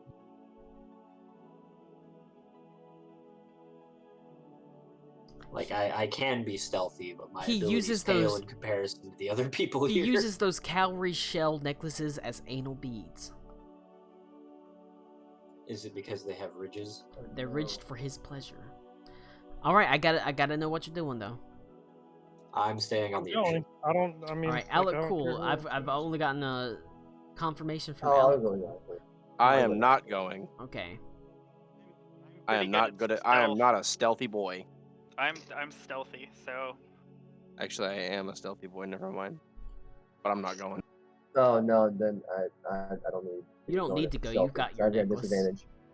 All right, so Oh, it's just I've got what? fucking No, move. It's- no one else needs to go. It's just if you want to go. If no not, one. No one needs to go. All right, the people that are going, roll stealth. Fuck it. If that's how few people are going, I will join. Sorry. Mine is at disadvantage. 13. Feel pretty good. After the night, as I said, the meeting takes place at 8 o'clock, which is pretty close to sundown, considering it's late summer at this point. And you don't have to wait long before the sun dips below the sky, no more than an hour or so before it's completely dark, with only the faintest vestiges of twilight disappearing across the sort of barren plains landscape. In doing so, the town itself has largely died down, and you are able to dive into the water, avoiding the patrols.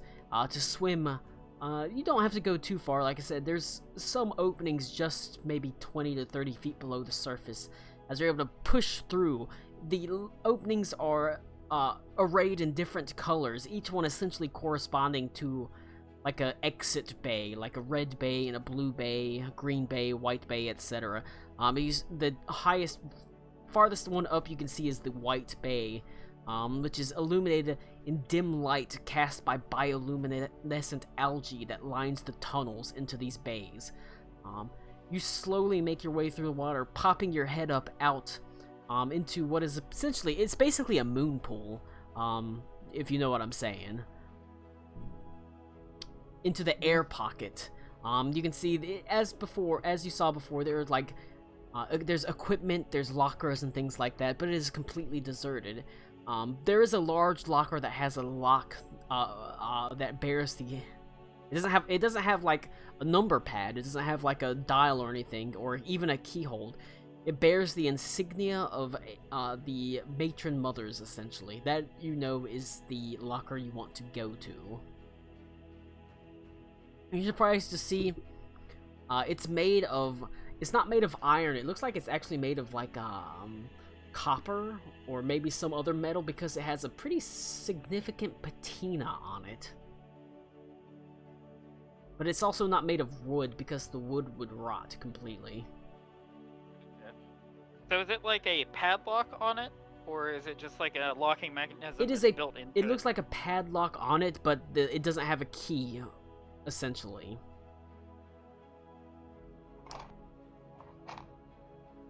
Oh. And it is made of metal, but it doesn't look like it's made of iron. It's not rusted. It has a patina.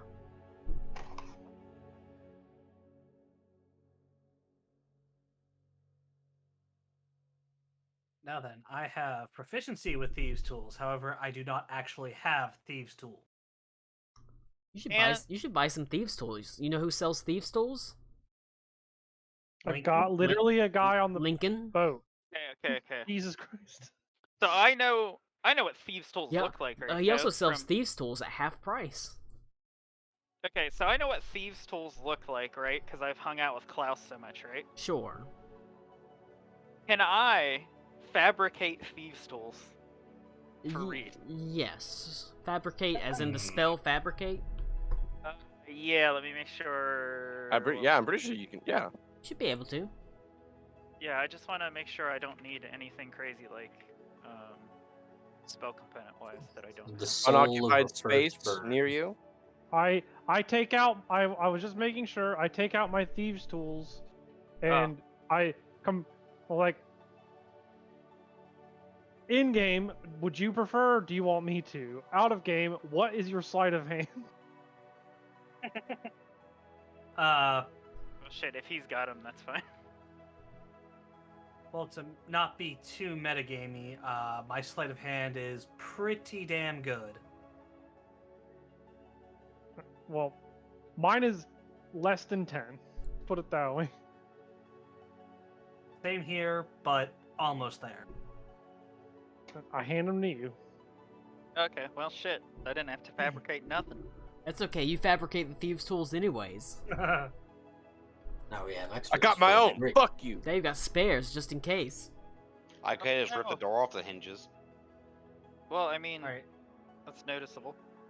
so I just do a sleight of hand check, right? Sure, do a sleight of hand check. Why not? Who cares?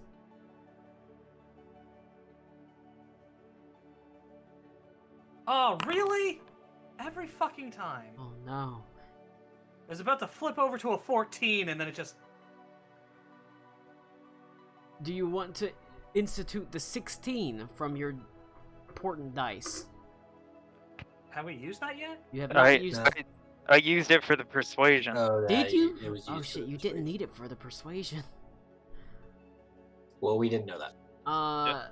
The thieves' tools do not work.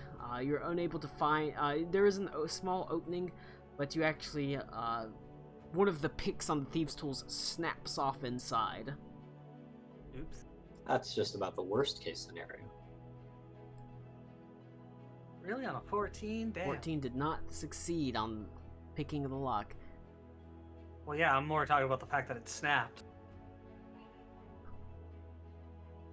Well, that was from my, Less If it fortunate didn't snap days. off, you could just keep trying over and over and over again. Yeah, I know. You have to try to find another way now. Man, what a fucking shame that this happened. Oh god, no! Do you actually knock? I point at it and I knock it. All right. We run! There is a Nick's knock on the We door. had chimes! That being said, almost as soon as you do that, I the think door, I It's have so the done. time. The I'm lock, literally standing right there. the lock immediately just opens up as it Man. falls to the ground. Ito reaches for his back pocket to pull out the chime of opening as the door explodes. I got this, Man. guys. Bam. Aww. While you don't see anything I charging should immediately, come you do alone. know that time is of the essence. You can hear what I sounds should like have come alone. footfalls. Sounds like footfalls coming down the stairways above. Grab them and go. Grab run! Scatter! Alright, you grab, but there are several necklaces. You're just able to grab a handful, enough for everybody. And then you sprint. Go ahead and give me a stealth check. Dooby-dooby-doo. 13. I don't know if we. Oh I my don't know if God. we'd. I don't know if we'd have time, Colin, but could I just like relock it? You Colin, broke it! you, Don't- bro- you, don't it's knock no. so I can explode the door. Knock. Uh, Knock opens the lock. uh, That's all it does. I will let you relock it, but you will have to do the stealth with disadvantage. Oh no! I am making it known that if need be, I will totally leave everyone else. That's fair. Oh, do I That's take the fine, too. disadvantage? Yeah, I'll take the Yeah, disadvantage. you'll take the Fuck disadvantage it. because you're kind of hanging behind essentially, so you'll have disadvantage. They have a better chance to see you. Woo, that's still pretty good. It's still pretty good. It's still pretty good. Still better than Ito's, but even the Ito's is just enough. Unfortunately, they don't have a lot of.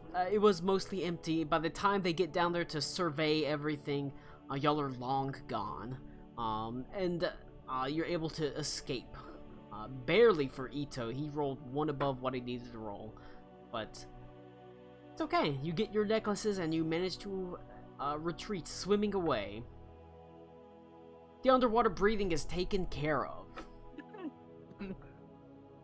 Damn it, Aruna, what the hell was that? Well, You don't like Youth. emerge on the docks. You like swim all the way back to the shore and climb onto the shore essentially. listen, if you think that's the dumbest thing we've done, you're fucking wrong. I That think was we not had the better dumbest thing we've options. done, but that was. That's so good. I'm not sure we needed to do that. Let me you know. If you think you- that's the dumbest either thing we've done, let me tell you a story about a wizard who could talk goblin.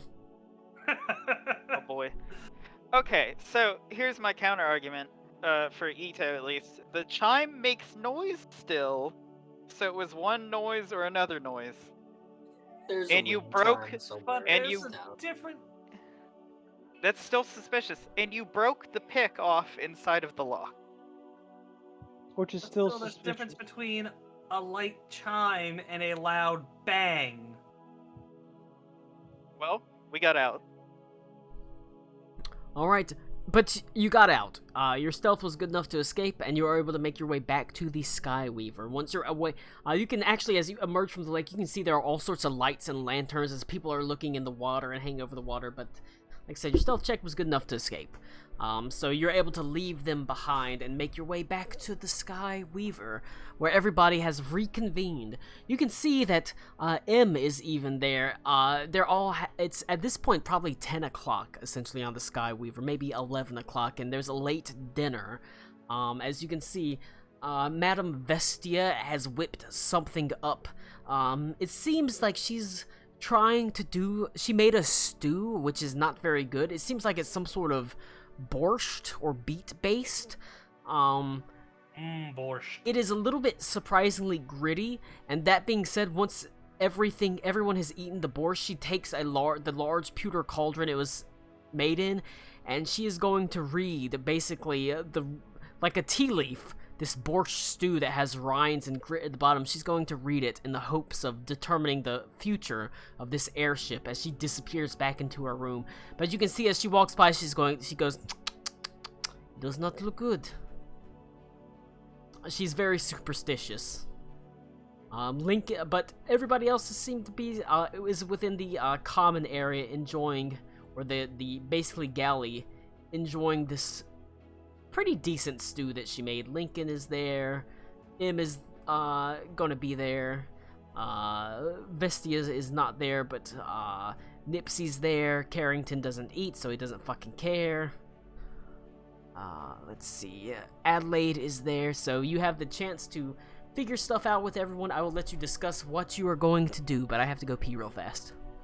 So discuss. He's gonna take a nap. He's Taken. He's on a level of exhaustion and hasn't slept in a while. Take an 8-hour long rest for everyone. Wake up first thing in the morning, go in the lake. Sound good? Sounds good. Oh. You guys get back. I'm like, what's that? Why alien do I ears. sound like I'm missing something with this one? Meanwhile, What, in A classes level of involved- exhaustion how- requires how- food and drink. Okay. I will go around and hand out the Uh, necklaces, though.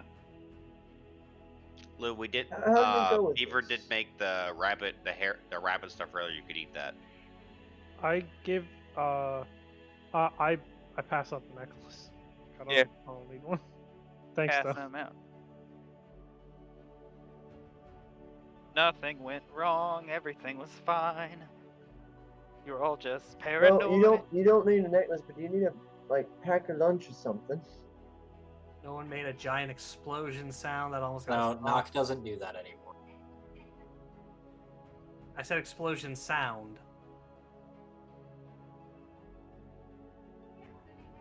Anyway, are we actually in agreement that just first thing come in the morning we should go down? Yeah. Okay. Yeah, I'm fine with that. Yeah, because I mean, I figure light will help to a degree until we get too deep. I can cast dancing lights and just have those follow us, so we have some vision under there.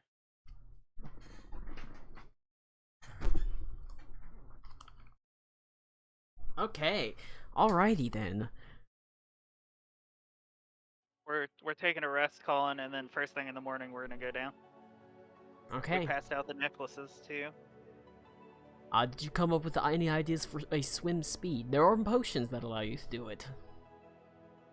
Go ask Lincoln if he can get a potion them that up. will allow us to You can't. swim speed. Tommy, we should have kidnapped your girlfriend. Yeah, would have been fine. It's a shame. She Which could have one? Delilah can cast Alter Self, but she was also someone you could have hired for your airship. But I like how Colin has like designated airship NPCs. I Well, yeah, have they have a use.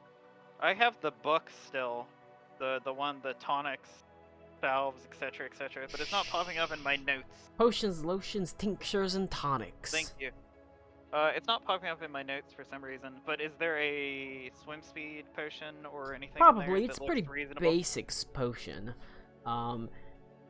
And as you've already found out, Lincoln has his own little horticultural greenhouse that he grows in his room to make poisons. It's pretty similar. Oh shit. He's Um, got fucking hydros. He is able to, using his modern alchemistry and your copy of potion, lotions, tinctures, and tonics, go ahead and give me. I think at this point you're probably proficient with alchemist supplies. So if you've been using potions, lotions, tinctures, and tonics, so go ahead and give me an intelligence check with proficiency, with advantage, because Lincoln will help you. Okay. Intelligence. Oh man, that's still not too bad. 11. Oh yeah, it's advantage. I didn't roll twice. You have advantage. The first one's You better. suck. I know, proficiency is 11, 12, 13, 14, 15. And it's only 15. I cast guidance on him. Well, it's nice of you to say now, but sure, roll a d4 and add on top of Hey! it. I mean, as long as we're going, did you notice you've got a boon from the Mantis Queen at this point? You can use that too, technically. Can I use both? Yeah, there's no reason you can't really use both. That's a 19 without it. Well, let's see. You know what? Fuck it. I'll use that too because this is kind of important. You get. I can use my reaction to roll a d6. So I roll the d6 then. Oh baby. 5 more. Rolling for 24. baby. All right. 24 total. Roll a d20. Alright, you managed to make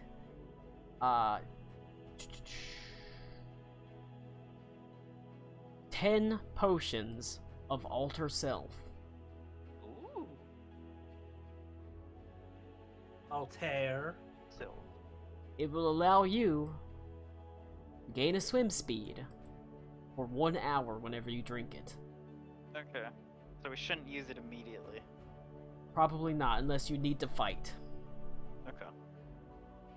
Because you've already got the underwater breathing. Yeah. Fizzy bubblies for everybody. Fizzy bubbly. Fizzy bubbly. But they are specifically Alter Self Aquatic.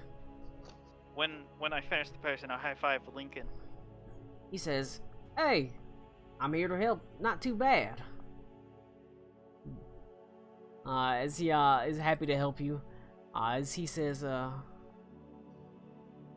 "By the way, do you have any rock feathers, purple worm saliva, dragon blood, fluid of an elder brain, feathers. tentacle from a kraken, eye stalk of a beholder, heart and gizzard of abyssal chicken, tail of manticore, or secretion glands of a carrion crawler?"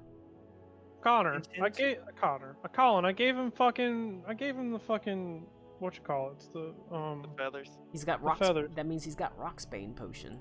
That is able to bring down flying enemies. How does that work logistically? Do you throw the potion at them? If you hit someone with it, it makes their so they can't fly above 5 feet high. Interesting. It also does extra damage like poison.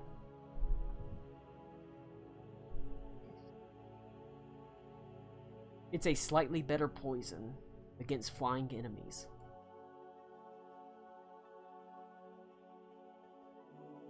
Alright.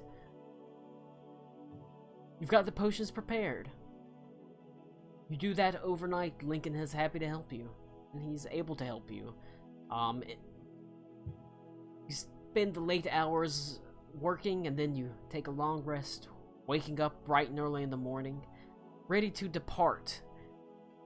You know that the reality is you don't necessarily need to swim out from the edge of the lake itself. Nipsey can take the Skyweaver out more towards the middle of the lake and drop you off, if that's what you prefer, and she's happy to do so. I suspect that's what you're going to ask her to do, and that is absolutely fair. She absolutely can. Obviously, the Skyweaver can't go down with you, but she can skim above the top of the water. As, Ito realizes that and makes mention to Nipsey that the idea of a submersible airship would be dope as fuck. She says, "I've never really thought about it. I guess I could work on it. Just saying, could be cool. Maybe some sort of force bubble? I don't know how we Food get for- propulsion forward, though. But it's something... I like problems, and it's something to think about. I have heard of a magic. apparatus of Qualish that was able to go underwater, like a submersible. Well, regardless, that's a problem for Am I the tomorrow. only person that remembers that? An apparatus of Just gonna Qualish. slap some tires on Yeah. it, and then it'll be all terrain. Well, that's a problem for tomorrow. The problems of today are... Well, you're gonna have to swim down there, guys. But she does do so. She takes the Skyweaver out, she lifts it up, and puts it out over the lake and says, from what I can tell, it's gonna be at least a day down and a day back up. You're not gonna get much of a rest. That being said, you do know that it's likely that Corelli informed the patrols down there that you would be arriving, since you did receive approval, obviously. So when you dive in, you swim straight down. The water is each of you find that it's almost a little scary at first because the cowrie shell necklaces tighten around your neck almost like a noose, but you find yourself able to breathe. Except for, obviously, Henley. He has the respirator that rises up, the sort of bony respirator that comes up from his cloak. Hell yeah. But I just don't. Yeah, and obviously Vampire Alcohol don't need to breathe. You swim straight down. The surface or the light sort of slowing dimmer. It's growing like dimmer and dimmer. You're surrounded by fainter shades of blue.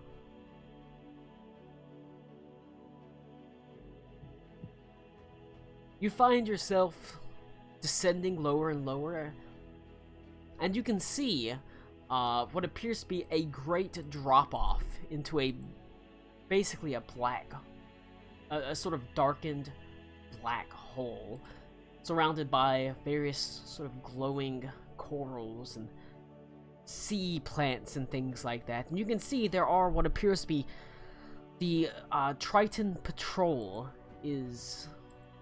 Let me go ahead and pull you to the scene. Is floating above it. Still watchful. Bruce, there is Henley, Reed, and I did not completely change Bruce's thing, but that's okay. That'll be fine. And as I know you, who I am. that being said, as you swim, reach this basically the bottom, the sandy bottom, and start swimming towards the drop off, you actually see the Tritons don't even turn to acknowledge you. They merely float above it.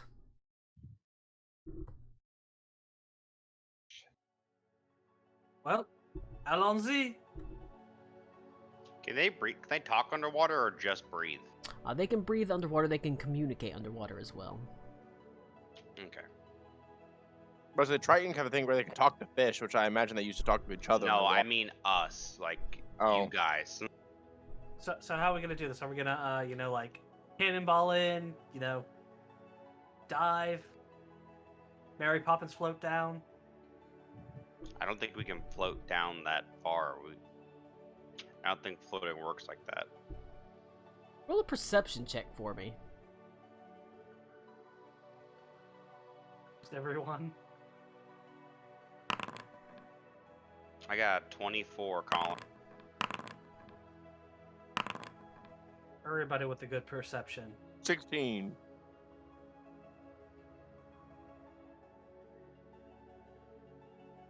All right. I will say Wow. Not- I doubled. not fucking good. One. Henley, like I said, as you're swimming forward, you can see the rest. You've got particularly good senses, and your eyes narrow in. Something seems off about them. They're just floating there in place, completely stand still, despite the fact that you're not hidden at all. They're not even turning to acknowledge you. They're merely floating in place, but as they bob there in place, you can see slowly they rotate, and you catch sight of one of them. Their face is sunken in, their mouths agape. They are dead. There. But so I can tell they're a zombie. It looks, that being said, it looks like they are for a second, sorry. undead, as they are still moving slightly. Can I like hold out like a signal so that everyone knows to stop? You start Stop. flailing around 'Cause I'm wildly. I'm the fastest one here, I assume. You start flailing around wildly, motioning for them. Well, yeah. Do you have a swim speed? Yes, He I have a does. swim speed of Then 40. you are definitely the fastest one. As a That's what I'm beast saying. ranger, he gets a swim speed, or at least after it takes a long rest, he can be aquatic and he gets a swim speed and that stuff. And that's basically what the respirator is. It's that form essentially. It was just flavored that way because it's interesting to have adventures that unlock stuff that you get for your levels.